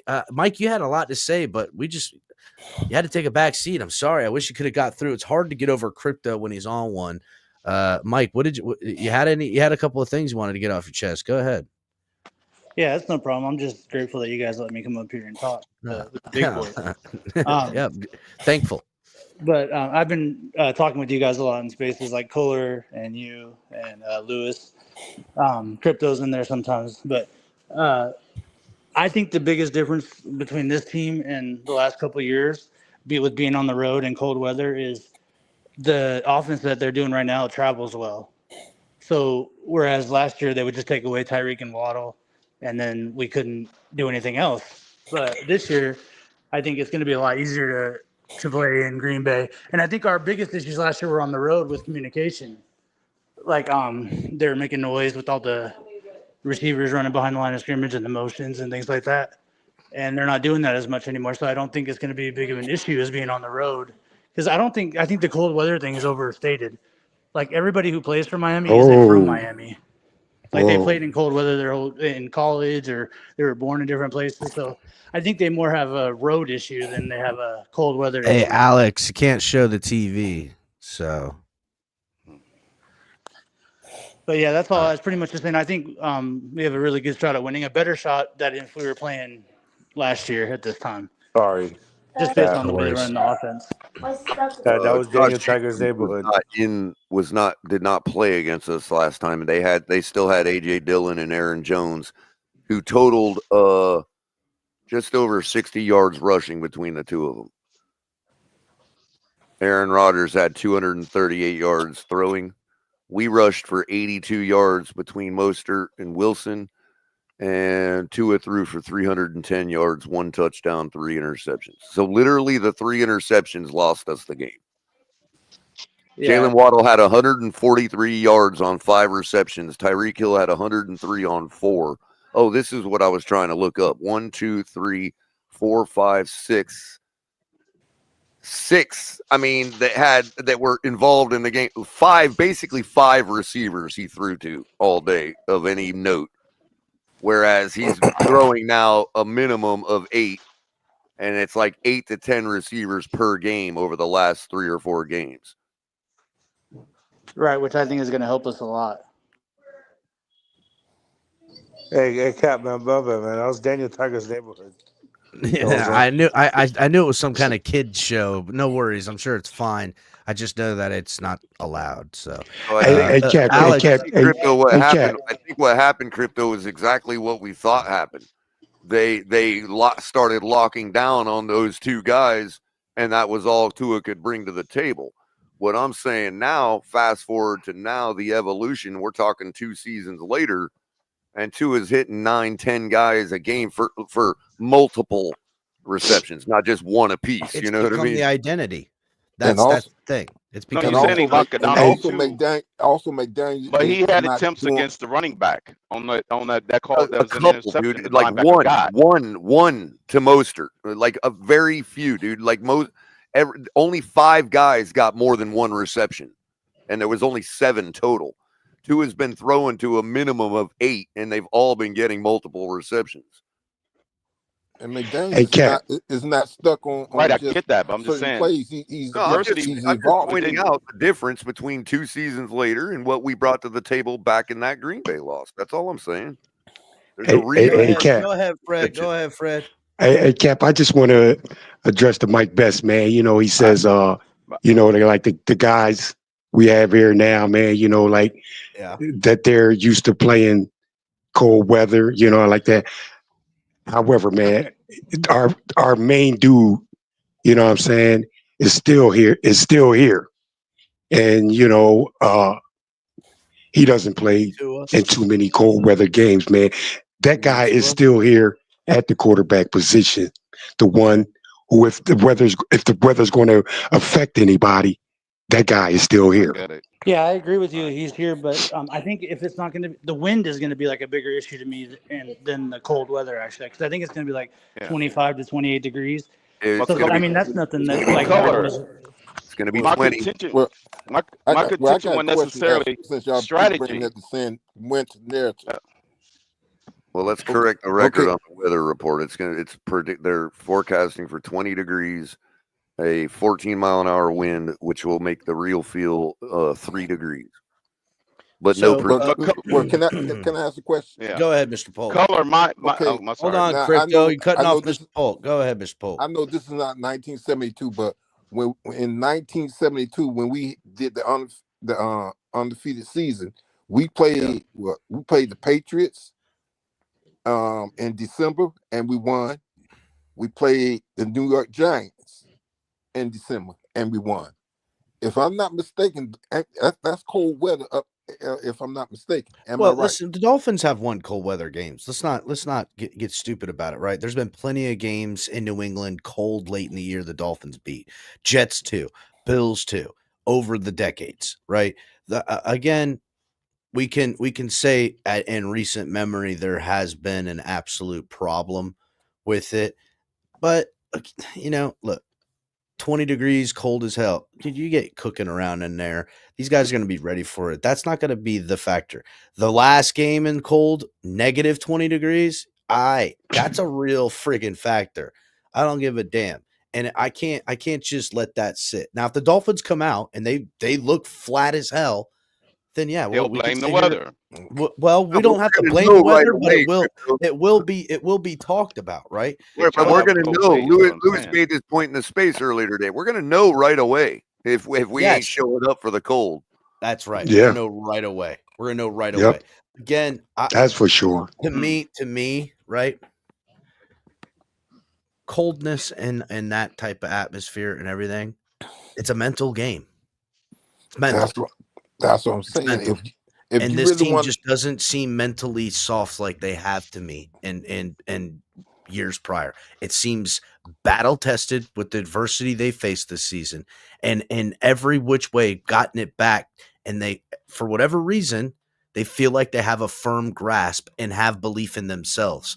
That's a lot of the battle. If they maintain the high mentality and come out of here with a victory, this team is going to be a motherfucker for football. Cap, if we were allowed to have they'll have confidence in a cold weather game on the road in the highlight and smashing that. Good luck to what happens to the Dolphins afterwards to those who face them. And Cap, it's too bad we are not allowed to coach old school style, because the key to getting them mentally prepared for the cold is this week during practice. Every time somebody complains about it or is even questioning it, you go and you punch them in the arm and you be like, did that hurt?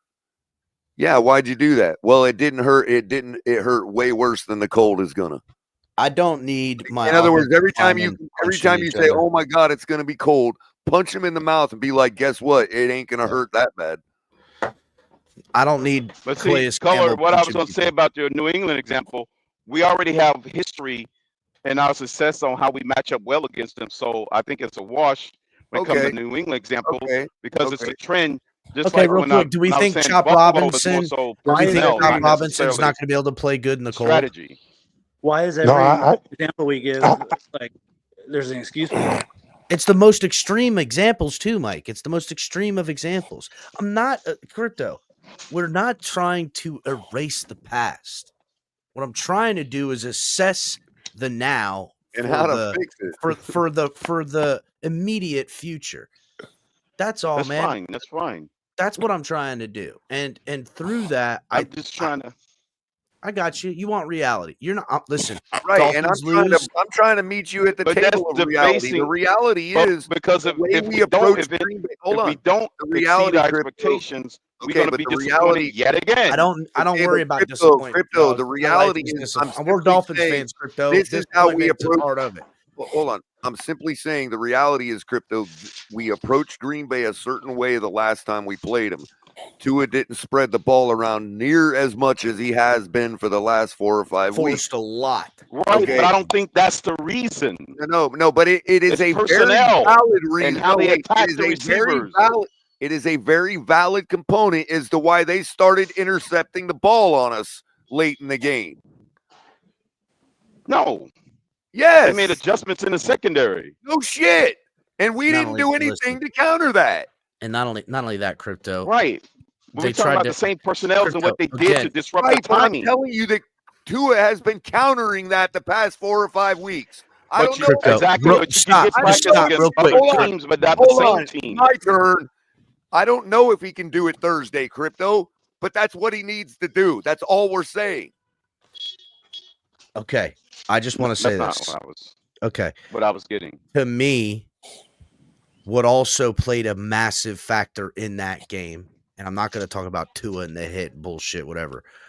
I'm going to talk about Mike McDaniel as a coach and this team following its leader, the head coach, become frantic and try to get himself by doing too much. And over the last month, last 5-6 weeks of games, I have watched him not get rattled and stick to the game plan, and things start developing, and then opportunities present themselves and they capitalize. The patience is the growth. To me, Tua comes out, throws an interception they go down, they score. Tua comes out, fumble, Tua throws an interception, they drive, they score again. Now it's 14-0. Mike McDaniel could get away from the game plan and start digging himself worse. I don't see him doing that now. Staying steady, taking away them from trying to run the ball by then driving down the field, answering with a touchdown, bleeding some clock. Defense comes up, makes a stop, they get the ball back, answer, drive down the field, and now it's a tie ball game. Rather than him going, hey, this first series, I'm going to score, and we're going to get right back in this ball game. No, he allows the game to unfold in a more professional manner. And I got to imagine now, if I would agree with that. If you don't go for ill-advised fourth downs, thinking that he's cute, then that's when it snowballs. And all I'm saying, Crypto, is there's evidence that we're correcting those things over the last 4 or 5 weeks. Finally, can I add does it mean it's going to happen Thursday? I don't know. Probably not. I don't know. All I'm saying is, look, you also got the aspect of our defense. And I'm telling you this right now, our defense, if any side of the ball is going to work towards overcoming this soft narrative in the cold, okay, Green Bay's offense better watch the fuck out. Because we're playing hot right now on defense, and that hot might just be enough to melt that freaking cold. But see, that's the reason why when I that's why I say, go ahead, Mr. Yet Polk. again, we have to pump the Hold brakes on, because Crypto. of Go the ahead, data Mr. Polk. against the teams we played. Yep. Go ahead, Mr. Polk. When El kept Jalen asking Ramsey that likes question, being I close responded that I like the way that the direction that we are going, because I see changes in Coach McDaniels and Tua, and it's affecting the whole team to the point where even when I says I'm not being negative, even if we were not to make it to the promised land this season, it gives me hope for next season, because I see something building and developing. That's what I'm seeing. We're gonna win some games, we're gonna lose some games. But what I'm saying, this is a different Coach McDaniels that I've seen for since last season and season before. This is a different Coach McDaniels, also a different tour, and the whole team is catching on to it. It's catching on. So my thing is this: I hope we make it to the promised land this season. If not, I still have hope for next season, because I like what I'm seeing. we're progressing, but not. I'm not saying to the point where we're gonna go undefeated like in 1972, or we're gonna make it to the promised land. But it's like a building thing that we are doing now, and I like where we're going. That's my thing. I don't know a lot about stats, but this is what my eyes are telling me. And I've been on this earth long enough and been a Dolphin fan long enough to see a difference. And that's what I'm seeing. 100%, Mr. Paul. I'm seeing something else with the leadership and the organization. Whether or not it pays off in playoff berths and victories, at least in this moment, if this type of energy continues, I at least feel better about not blowing this thing to smithereens and pivoting completely. That whatever the issues were, shortcomings this year, were exacerbated by the absolute collapse in the beginning of the season, coupled with, I believe they can correct the issues because I'm looking at real-time big boy step growth of a team that, I mean, look, it looks more like football I know can win. That's the difference. Can it win in the cold? Right. We're going to see that part. But what I'm seeing out of this Dolphins team the last 6 weeks is more of football I know wins.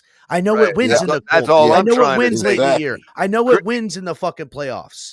And Crypto, I know that's all I'm trying to say too. Like, I don't predict us winning Thursday, but I expect us to.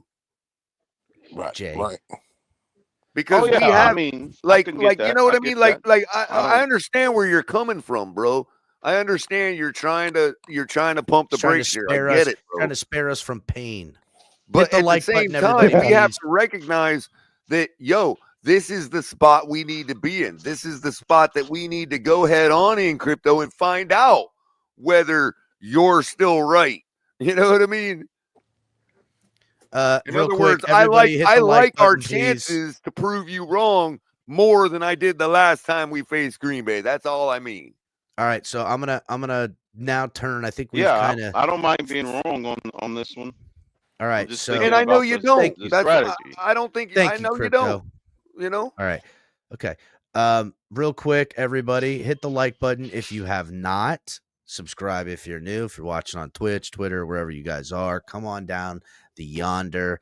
Also, guys, make sure you're checking out the TFTG Network website, tftgnetwork.com. All kinds of sick stuff on there, and all that good stuff.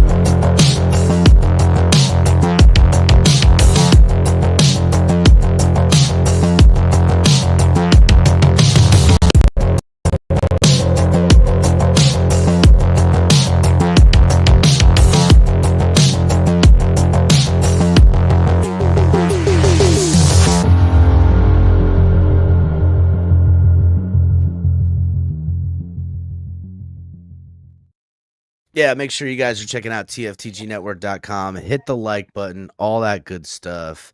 Have any of you ever played in the snow while it's falling? Well, real quick, I just want to address this. Koza says, "Have any of you ever played in the snow?" Oh wait, let's thank Look Jay at Miami. Jay taking it to the family. Somebody's finally. getting Thanksgiving supper. Look at Yeah, that. that's why he did it. He needs turkey dinner. That's He what wants it is. some fucking turkey, dog. All right, got you, bud. Anyway, Get a so plate. Koza Grab a says, plate, Jay. have any of you ever played in the snow while it's falling, or any time been in a snow environment? Yes, I have, Cosa Nostra. I have. And that leads me to Mudbone's question. How do you correct a head coach calling a majority pass plays in a bad weather game? This is where the correction is. I have been in the snow. Number one, they're not calling for snow. 10% precipitation probability. Secondly, cold is no more bad weather than heat. Just because it's cold don't mean it's bad weather. Mm-hmm. Bad weather is rainy, windy, messy conditions. Cold is not bad just because you grew up in the warm. No different than 98 degrees in Hard Rock is bad weather when the sun's shining and it ain't raining. I've played. You don't call that bad weather. You know what I mean? I've played in some late season night games in high school in the rain, freezing ass cold rain, and it was some of the funnest football ever because you just killing people out there, boy. The reason I know this is because before I don't even remember if it started snowing in Kansas City last year, but the weather wasn't necessarily bad. It was just cold. If the weather was bad, then why did Patrick Mahomes sling the ball all around the field? Did they call too many pass plays? It was dangerously cold. That's why even Coach Reed's mustache was frozen. Fine. My point is it affected the pass game zero for the Chiefs. I gotcha. I see what you mean. I know what you mean. Definitely. The ball is actually, if you got gloves on and you mitigate the hardness of the ball, the ball is actually easier to catch when it's dry and it's cold. Listen, I wanted to pivot for the last part of this segment. Well, last segment of the show, we'll say, because it's going to take some time. Can we stop it with the Chris Greer slander? What are you saying, man? Stop it with the Wait a Chris minute, Greer Chris Greer slander? got an extension. What do you mean slander? Amongst the fans calling for this man's job at any given point, I don't want to hear it anymore. Okay, when Chris Greer goes, everything goes, and not everything is ready to go. And honestly, if everything goes but Chris Greer, I feel like it's gonna be corrected. Because again, to me, he is a stabilizer of this franchise. I said it in my opening monologue. You can say what you want about what players you wish he would have got instead of the players he did. That's your personal preference. Those players are working out still, whether you like it or not. That's number one. You can also be very critical of players he lets go. Andrew Van Ginkel hurts me still and will hurt me for forever, honestly. But Chop Robinson as the replacement is not a miss. Okay. So when you want to go ahead and what Chris Greer has always done, and the reason I've always liked him, and when I started this program, I was telling y'all Chris Greer is going to get this shit right, and he has, to this effect. Whether it hasn't been in postseason success, and you can put that on him, and it hasn't been in Super Bowl success, which fine. Drafting, stabilizing, making moves, and keeping this team together in a way that we haven't seen in decades. Since really Shula, honestly. Since Shula, we haven't had this type of top-down stability. And I just want to rattle off a couple of things here, okay? Because people want to always give him shit about, he can't draft. I've said this, and I'm going to say this. Chris Greer is 11 of 11 in the last and the last 11 first-round draft picks. He has hit on all of them, and some are home runs. And I'm telling you, I've watched the Dolphins piss away not just the draft, but the first-round pick. Tons of times. There was a freaking like a 5-year stretch that there was like all these draft picks that in the first round didn't work out. The only one that did was, you could say, Tannehill kind of worked out, and Jake Long are the only two other first round draft picks the Dolphins have had since way down the line. Ronnie Brown, maybe. Yeah, Ronnie Brown. Okay, so that's probably right where the last time. There's 3 first round draft picks that you can say that got second contracts and were key contributors to the Dolphins' successes. And I'm gonna go ahead and just rattle. Can I ask you a question on that, bro? Can I ask you a question when you're done? Please. No, go ahead. Ask it now. Okay, Cap. Okay, you said that, bro. How do you feel about him was willing to trade Calais Campbell, bro. Listen, that's a fucking general manager. It was already common knowledge that people were calling about Calais Campbell. And as you know, there was a meeting with the owner, the GM, and the coach, and there was obvious discussions about whether the season was lost or not. Because I'll tell you what, it looked lost. And they told Mike McDaniel, hey, is this lost or not? What are we doing? We're getting People are phone calling about calls. What do you Calais. want us to do? Calais was made privy to it. Wasn't a sneaky act. And Mike McDaniel's like, no, we're gonna get this right. Keep him here. And they said, no matter what, we riding this now. Right. And Yeah, Mike you can't McDaniel blame since then Chris has been Greer for- different. So has Calais, and so has this football team. Right, Call it what right. you want. It could be overreactionary, or it could be, but a general manager is generally managing everything. And those are the questions he needs to answer. Right, Fred. You can't Finally. blame the general manager because some other GM dialed his 7 digits. You know what I mean?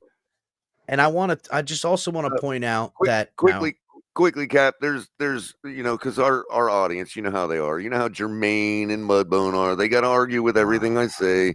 So Gotcha. apparently somebody's calling for snow in Green Bay on Thursday. Sure, So fine. A blizzard.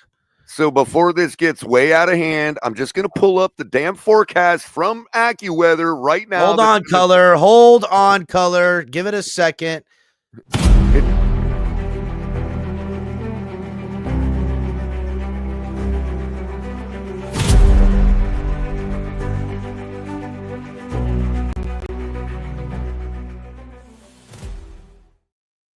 Go ahead, color. The only place to get real weather, the Finn's Tailgate.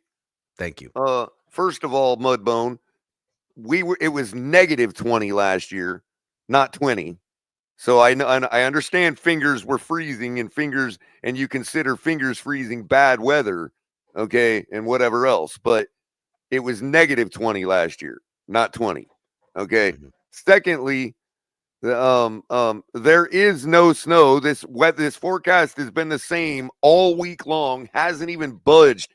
It's gotten a little colder in the forecast, but for those just listening, nighttime temperatures Thursday will be 20 degrees with Feels a real like feel 4, color. With a real feel of 4 because of a 14-mile-an-hour wind. Probability of precipitation 10%. No rain. Cloud cover 23-mile-an-hour 90%. gusts. 0 participation. And even the moon's even going to be showing a little. So it better be. argue with AccuWeather if you want. I know they get a little crazy. That means it's going to be even more colder. I know Clear AccuWeather skies. is a little progressive with their hurricane outlook predictions and all that. They get a little stupid, but this is AccuWeather. I've brought you guys this report from AccuWeather for every game for the last 2 seasons, and I've been spot on every single week. Really quick, color. Crypto. It says 90% cloud coverage too, so it's not going to be clear skies. It's going to be cloudy. What concerns me, Cap, is that cloud cover with the wind. It might not be, the atmosphere might not be dry. It might have a little bit of humidity. Yeah, a little. You know bit, what I bit mean? of dew, as Right, they say. little Yes. maybe more 60-70% humidity But instead of 50. who's not wearing gloves anyhow outside the quarterback, right? You know what I'm saying? Like everybody's wearing gloves in this game because it's cold anyhow. So the receivers and ball carriers are probably going to be wearing gloves for the most part. So I just want to get back to the Chris Greer thing. So I just want to do a quick rundown of the first round draft picks dating all the way back since 2018, which there was still, a lot of people are saying that's Chris Greer's full tenure as GM and solo in charge of the draft picks. First pick made in 2018 was Minkah Fitzpatrick. That is not a miss. That is a perennial Pro Bowler. That is a guy who is considered one of the best in the league. Yes, we can debate on letting him go and what happened and the coach and why those decisions were made. And Chris Greer shouldn't have done what the coach wanted and not tanked. And kept Minka here and forced him to play. You can say that if you want, but the fact is we're just going off the first round draft picks for this exercise in the general management duties. 2019, first round draft pick, Christian Wilkins. Now, is he worth the money he got? I don't think so. But the Dolphins had him here for 5 years, got better every single year, everything we asked him. People forget. Remember when Christian Wilkins was first year? They were having him run the ball at fullback. Y'all forget. Remember they were having him run out there? They were using him every which way because he was such a dynamic athlete in the first round. I remember. Now, I didn't want to pay him, and I like Zach Sealer more than him, and I'm happy with the moves Chris Greer made. Another win in his column, if you ask me, but we're only talking about the first-round draft picks. Now, that's two first-round draft picks. Here's where we get 3 first-round draft picks, this totaling up to 5. Now, I said he went 11 of 11 in hits and home runs. Tua Tagovailoa, the first of those 3 picks. Next, Austin Jackson. Finally, Noah Igbenogany. Now, I know what a lot of people are going to say. Noah Igbenogany. All right, I've got your back. Noah Igbenogany is a miss. But let's not act. Excuse me? That's what people would say. A lot of people would say Noah Igbenogany, a complete whiff. That is not a hit, Capitan. I didn't say it was a home run. I say he's a definite hit. Now, remember where we were and what was going on when we drafted Noah Igbenogany. We had X. We had Jones. We had Brian Flores in that top flight defense. We had Byron and Brandon. We needed a quarterback, and they got Tua.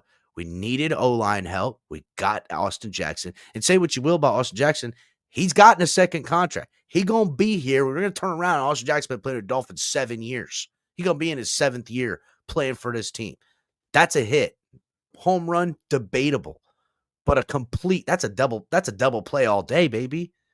Okay. Well, can I just say real quick? Hold on. I'm gonna get back to where people were. Well, you just let me know Noah. If anybody argues with you about Noah. Well, I'm gonna throw it to you because I'm gonna have you pull the receipt on to finally put a nail on this base hit potential double play of Noah Igbenogany. When we drafted Noah Igbenogany, he was 19 years old. We knew this kid was going to be a long-term project. And that's what it was, long term. Okay, he's doing pretty well with Commanders, to be honest. Now, we'll get to that, Ollie. I'm glad you said that. to remember, Byron Jones went down. Xavier Howard there. He got kind of thrusted into some early play at 19. Overwhelmed, got his confidence broken a little bit. I'm not gonna say we can be critical of that and all that stuff. Couple years go down the line, coach is gone, hanging on to him, new change of scenery needs to happen, ends up going to Dallas, now is with the Commanders, and in his 5th year, which if the Dolphins kept him all along, he would have been here 5 years. I feel like they made the right decision, and I feel like Noah, that was the best decision for him. Very hard to live up to that draft capital as a 19-year-old kid. Very hard to get your legs underneath you. He's 23 years old right now in his 5th year. Color, why don't you pull up the receipts real quick and let everybody know how in relativity to other good DBs in the NFL, what Noah Igbenogany currently in his 5th year at 23 years old is doing. Okay, so let me just preface this first by saying, and this is the most critical thing you have to remember. Okay. Matter of fact, I could even pull up his sort of first year, but okay, forget that. This is the most critical thing you have to remember. He only started 8 games this year and has played in 12. So he's a rotational player with Washington. And that's critical that you remember that for this season. Okay.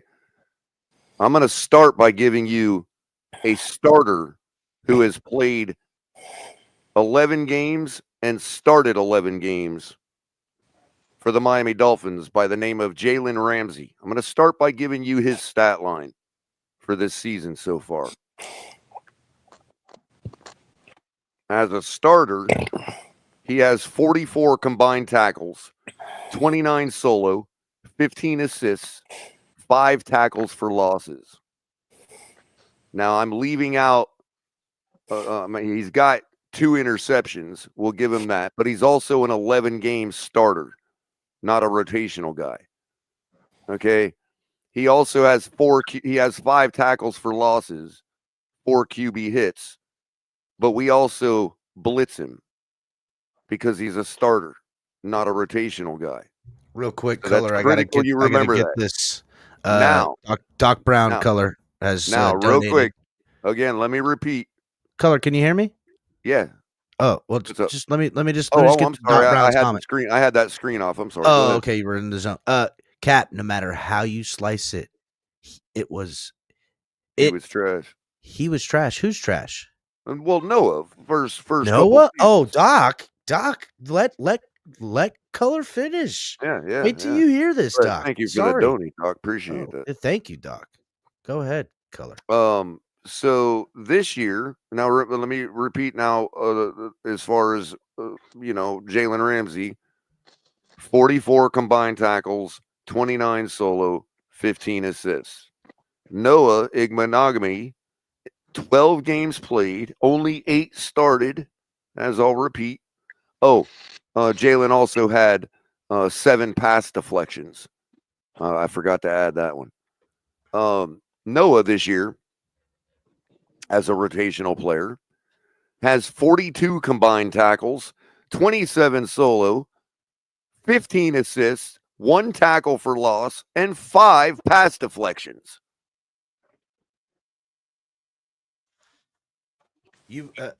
A lot of teams would kill for that kind of production out of a rotational DB. Rotational player with a similar stat line. That's Jalen Ramsey. Wow.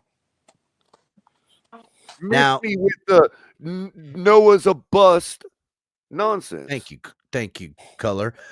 Again, you can add context to it. It took him 5 years. Jalen Ramsey doesn't get as many targets. Blah blah blah blah blah. He's 23 well, years you old. could say it took him 5 years, Cap. But as I just noticed in his first year, with only 2 games started, played in all 16, but only 2 of them started, he had 2 fumble recoveries, 2 pass deflections, 13 combined tackles, 11 solo, and 2 assists. Doc, again with the donut, he said he did nothing, in Miami. Agreed, right? That was in Miami for for us. 19 years old. So, look, again, our return for that first-round draft pick, you're right. That is a loss, okay? But ultimately, the pick was not – it was a reach. No one's going to say that. But ultimately, seeing the talent that they seen in him, it would have hit had not been for the time that we couldn't allow. That's it, man. Are you sure again, it's gonna be a hit though? Because here's what I mean by that. Okay, everybody wants to say that this guy had the talent. It would have been a hit here, and we try to say that. But reality comes to it. The main difference is what's changed for him is the fact that he has Dan Quinn. Quinn's who unlocked him.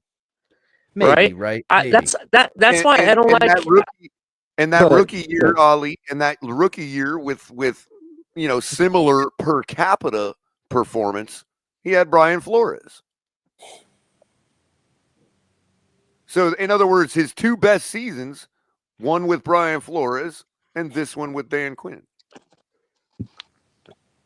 So, all right. Over the next, let's move on. You can't call him a home run, but you can't call him a bust either. Let's move on. Now, again, Dolphins had 2 first-round draft picks. Now, we're not going to talk about all the moves and maneuvering that the Dolphins did with these draft picks that Chris Greer acquired from a blockbuster trade not seen by anybody. to acquire all of this draft capital. We're not going to get in that. We're just going to judge the first round draft picks. 2021, they draft Jalen Waddle. That's a home run. And real quick before we get on with this, fine, we will count a loss for Chris Greer. We will count a loss for Chris Greer on the Noah Igbenogany pick. So in the first 5, 4 have been good, 1 has been not. I will concede the Noah. How about that? Okay, so you know what, Cap? That's fine. Let's concede it. I don't even need it because in fairness, he hasn't given first round draft pick production. So Doc's right about that. He hasn't lived up to first round pick standards. Fair enough. Real quick, Color. Real quick. I'm going to bring this person up. Been a long time, and I really am excited to see him come up to the panel here. Mark from Bills Mafia. What is up, Mark? Well, hey, Cap. How you doing? Man, it's been a long time, Mark. Yeah, it's been a really, I didn't want really to pick long on you time. guys and stuff and the like, but last 6 games of the season. The last 6 games of the season that you were Von Joe? Well, Von Joe? Huh? Von Joe wasn't up here. Hello? Hey, Fred. No, I was coming on to talk about the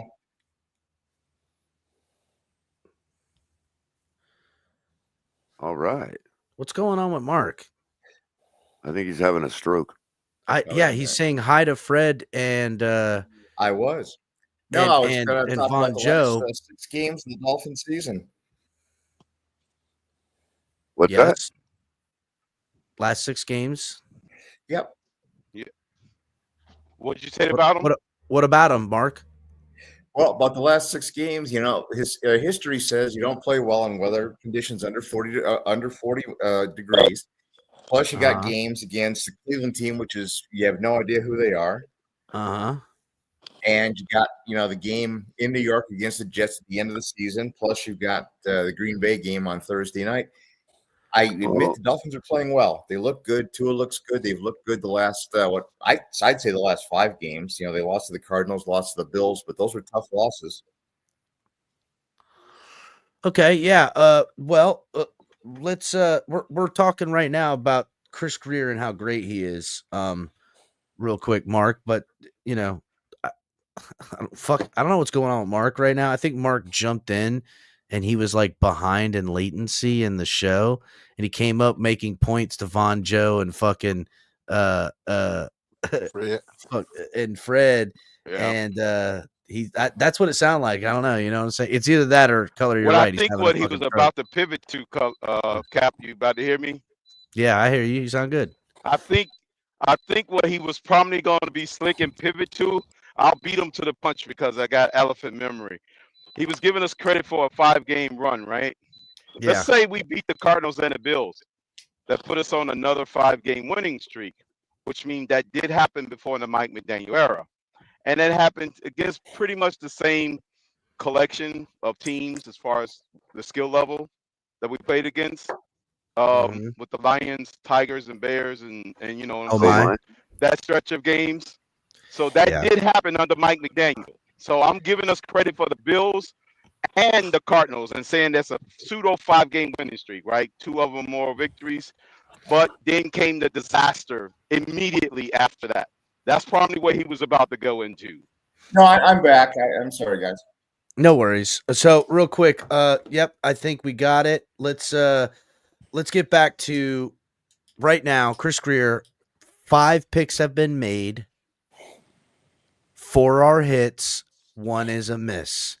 2021 draft. Jalen Waddle. That's a hit. Jalen Phillips. That's a hit. I don't care who you are. Jalen Phillips is a dog. That is a hit. Now, here's where it gets a little bit. I wouldn't consider it a hit because the guy's not playing. It's a hit because when you pick a first rounder, and even though he goes down with injury, we do know what Jalen Phillips is, and he is a damn good pass rusher. You can't even deny it. He is worth the first round grade he got, and picking him in the first round was the right move. the next 2 years, 2022 and 2023, the Dolphins have 3 picks over that time. 1 is taken away, so that is no longer in the calculus. Okay? Dolphins currently are 6-1 in their first round draft picks. They trade first round draft pick along with other capital for Tyreek Hill. That is not an abuse of a first round pick. I don't care what anyone says. You're not going to tell me differently. If you want to argue, go see who the players voted was the best player in football last year. Miss me with that bullshit. Second first round pick that they traded away, Bradley Chubb. Again, not an abuse of a first round pick. It hasn't paid dividends, but it hasn't been a loss of what you would get out of a first round pick anyhow. That is still a hit. And finally, we have this year's first round draft pick, which is Chop Robinson. And Chop Robinson, to me, although I was not high on the pick, I thought with the context that we're not using in hits and misses with first round draft picks, I said I thought we needed help in other areas. I thought I knew better. I thought we should have drafted this guy instead, yada, yada, yada. Well, lo and behold, Jalen Phillips goes down. Bradley Chubb isn't back, and Chop Robinson is not a fucking miss because the kid is going off. He was number 1 in every freaking category damn near last week in that game. And these last month, he has turned it up. So that is a hit. So the end result of the 11 picks, there was 12, 1 taken away. Out of the 11 picks, Chris Greer has hit on 10 of those 11 picks. I can remember, like I started this argument, the Dolphins routinely missing on first round draft picks.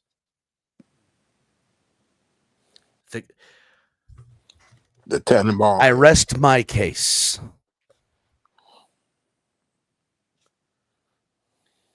You know what's crazy? When I said this whole thing on the Spaces the other day, the room got just as quiet. In chat, I got to.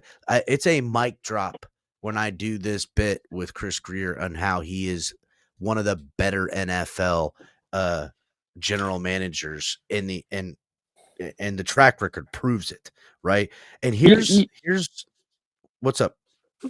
No, I was going to say, you're absolutely right, El Gap. I mean, even if you look at it, right, over the past 3 years, look in the offseason during free agency, how many players that were former first-round picks are being released just 2 years out of their contract? Oh, my God. You know what I mean? Are you kidding me? Are you kidding me? We go after some of these guys. Former first-round pick from 3 years ago, already a free agent. Right? How many do you see that? And it's coming more and more. You're seeing it. And I'm sitting there like, and they're saying that Chris Greer can't draft. He can draft, right? So I think it's under. He's. Go ahead. I'm sorry. Go ahead. I'm gonna dead blow this nail head into Chris Greer as a good GM, and do not let him go. And the stability that he's brought to this franchise under his tutelage. God, I can't even say it right. Along with his maneuverability through the things that teams have to deal with. We can go into all that stuff. But if you let him go, who are you bringing in that's going to do better? Who are you bringing in that's going to fix everything? Well, I just so happen to have right here on the phone, Ali, the top candidates that everyone's going to look to be hiring as general managers. You ready to hear this? Go ahead. Tampa Bay Buccaneers assistants GMs, John Spytek and Mike Greenberg. Baltimore Ravens Director of Player Personnel, Joe Horitz. Which, whatever. This is where it gets, a little bit here. Kansas City Chiefs GM assistant, Mike Borgonzi. Cincinnati Bengals senior personnel executive, Trey Brown. Now, remember, right? These are the candidates. I've got a couple of more I'm going to go through.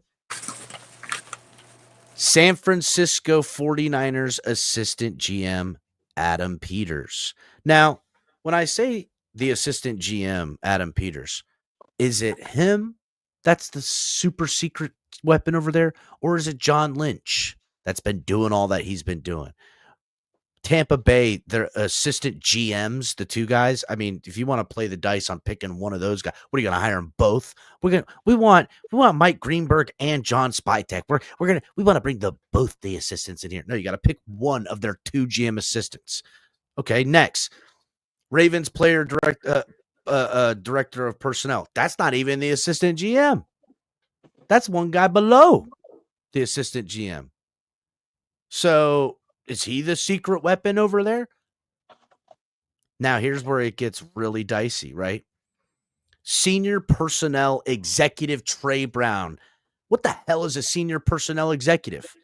It ain't a general manager, and it certainly ain't I'm sure he's got something to do with it. He's a personnel guy. That's who you're going to bring in as GM? I've got an idea, right? Now, Kansas City Chiefs assistant GM Mike Borgonzi. Maybe he knows some stuff, but Color, correct me. Help me out here, Color. Who's the general manager over there for Kansas where City? at? In Kansas City? Brett Veach. That's right. And how long's he been over there? A long time. Yeah, long fucking time, huh? Like, what do we think? What do we say? 14 years or something? I thought it was. Yeah. This is his like 15th year or something. Guy had a lot of time to fail, figure it out, and get a couple more chances, and now they're finally putting it together. Is this assistant GM Mike Borgonzi? Is he the secret weapon in the last couple of years? Is he the brainchild that pounded the table for Patrick Mahomes? I don't know. But here's great. Now we're really getting into it. Again, some of these guys are just player personnel guys, dueling assistant GMs. We've got personnel executives. Indianapolis Colts assistant GM Ed Dodds. Colts ain't shit. Colts ain't got nothing going on. Why is Ed Dodds even on the list? Oh, wait a second. I can think of a team that has been super stable in their front offices, coaching hires, draft picks, smashing draft picks. Chicago Bears assistant GM Ian Cunningham, one of the top candidates looking to become a general manager. It says right here. Never mind. Oh, wait, I got it. This is my favorite guy. This is the guy I think the Dolphins should bring in. Fire Chris Greer and bring this guy in. This guy's going to right the ship. It's Dallas Cowboys VP of Player Personnel, Will McClay. That's the man. He's going to do better than Chris Greer. Chris Greer is just a Mike Tannenbaum. Give me that Will McClay. Look how fucking awesome the Dallas Cowboys have been. All the great general management decisions they've done, paying Dak, paying Zeke, fucking. So miss me on getting rid of Chris Greer. I don't want to hear it. There's not better options. There's no options. Nobody I just named, does anyone know who the fuck any of those people are? I beg to differ, Cap. Okay, There's always options. There's always options. I'll concede to that. You're absolutely right. Can I ask you guys a question? If they wanted to get the entire whole thing Raven staff is an option. Listen, if you wanted to here's the problem with that one, Crypto. Most of Ravens staff that was about all the winning and stability is on the Chargers right now, buddy. All those fucking people are all on the Chargers. Coaches, executives, personnel people. That ship, that carcass already got picked clean for the Chargers. Yeah. Go ahead and roll the dice on fucking executive personnel guy. No, thank you. The head of the scout department. Yeah, they still got some crumbs left. I'm sure we can pick. I'm sure they got just a little nibble, baby. Just a nibble enough for us to fire him in 5 years after going through 3 coaches. Just more of the same around these parts. We might strike gold, man. Can I ask you guys a question? We know that the Raiders and the Patriots are trash teams. We know that. So we don't, we expected to put the scores up we did on them. We did what we were expected to do. Nothing to write home about. I get all that. Right. Does that also apply to the cold? Because somebody said in chat that we can't win under 60-some degrees. And I just thought, well, that's not true. Well, let me ask you a question. No, Let me ask you a question. 40 is the number. Not What 60. what was the score for the Raiders game? 34-19, right? Yeah. Yeah. And what was the score for the Patriots game last week? 34 to 15, right? Yeah. Right. So we put up 34 points on both those teams and held them both to under 20. Yep. If I were to tell you, would you believe me that we would have been able to do that against either one of those teams if they, let's say the Patriots, perfect example, if that was in New England and it was 39 degrees? Yes, I would believe it all day. What I'm saying is, would that bust the narrative? Would that bust the narrative that we can win, that we can't win in the cold? No, color, because it wouldn't be against a team over 500 in prime what I'm time asking. at It night. matters. So it matters that, in other words, the temperatures only matter when it's a good team.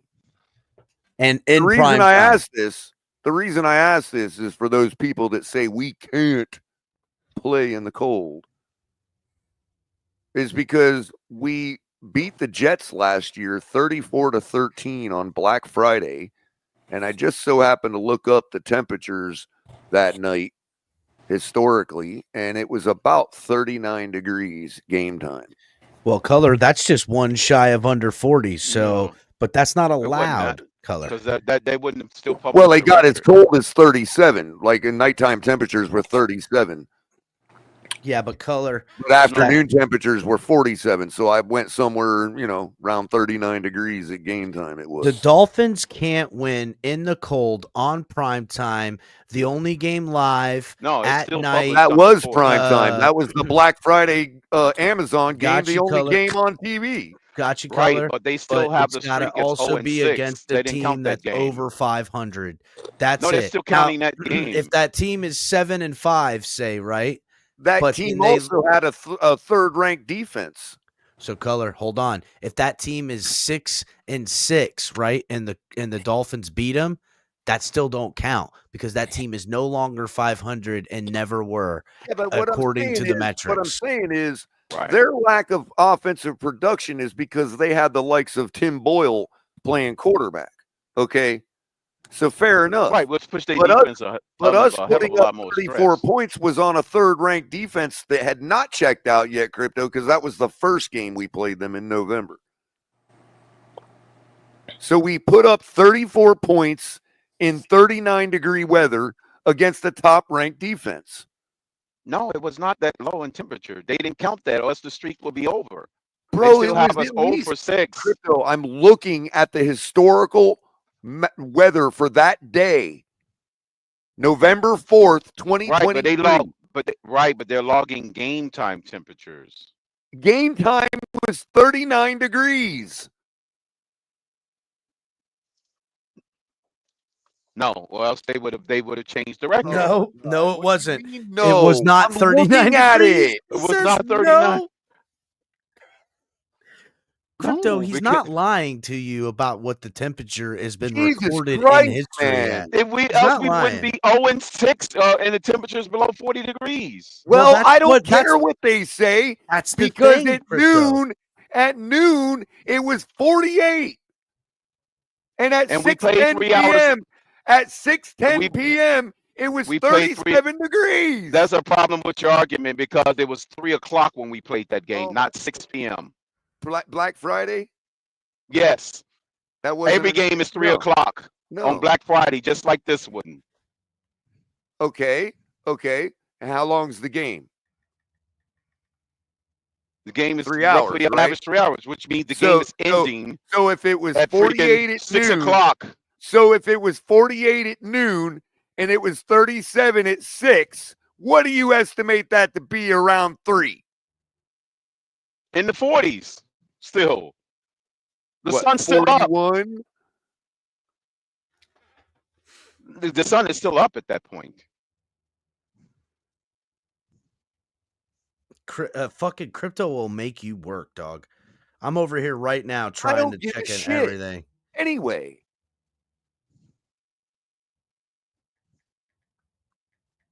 I mean, I don't. I'm you know not what, crypto? I'm not believe doing that it. what you call it, I'm not doing it. weather-wise, below 40 has ended when the statisticians still don't have it as ending. I don't give a shit what the statisticians have it at. I would say this, crypto. The That's game fine. started at one temperature. don't either. I'm not talking to the people that make our record 0-6 in temperatures under whatever. I'm talking to the assholes that think we can't put up points in cold temperatures. Well, I wouldn't classify 39 as actual cold because that's not even below freezing. God, dude. The motherfucker in chat said 62, crypto, was our fucking threshold.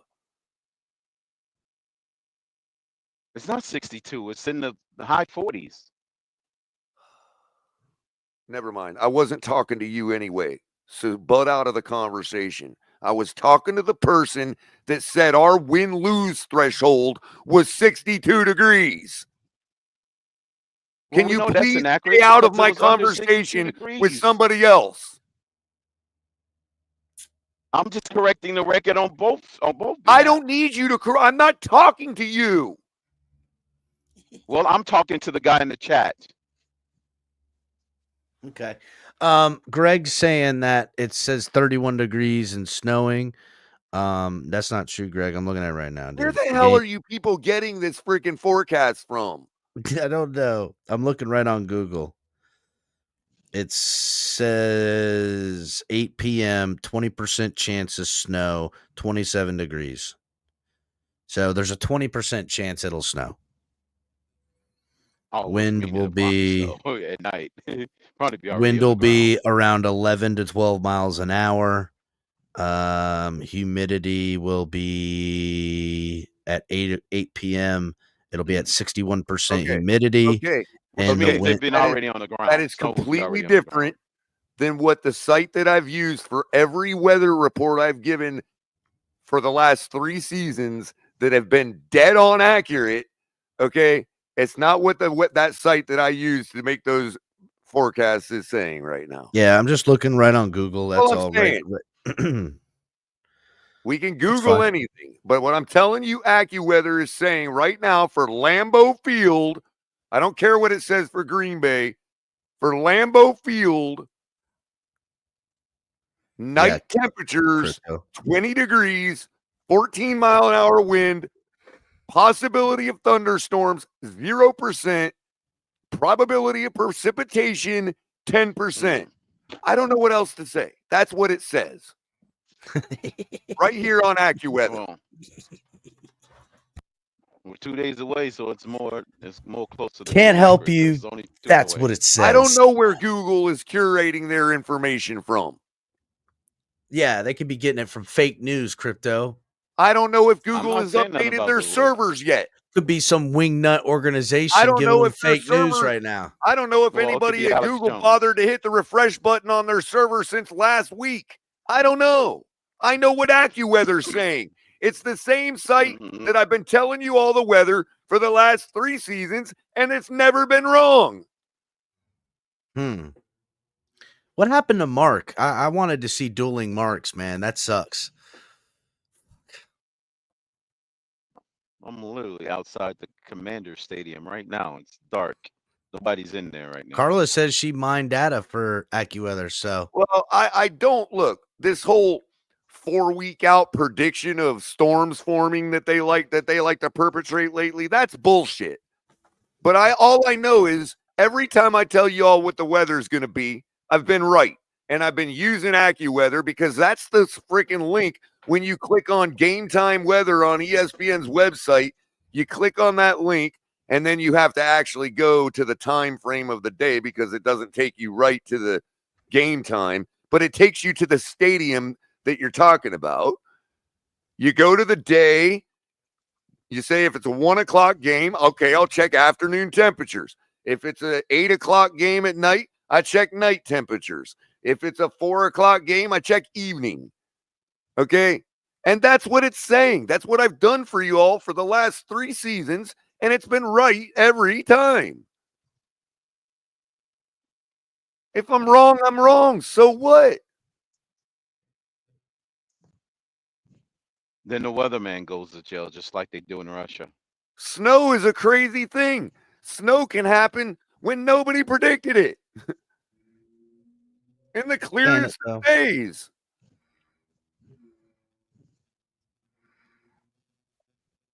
Oh, here comes Mark. Mississippi River sitting right there. You've got the Mississippi River sitting right there. So you've got the on Great Lakes to the east. Yeah, snow can happen. I get it. So crazy enough, right? It'll happen. Well, hold on. This is the wrong day. Let me get to the right day. I think Al Worker is going to jail for giving us a bad forecast. So color Thursday night on theweatherchannel.com. Doesn't say jack shit about fucking snow at all. It says 3% chance of snow.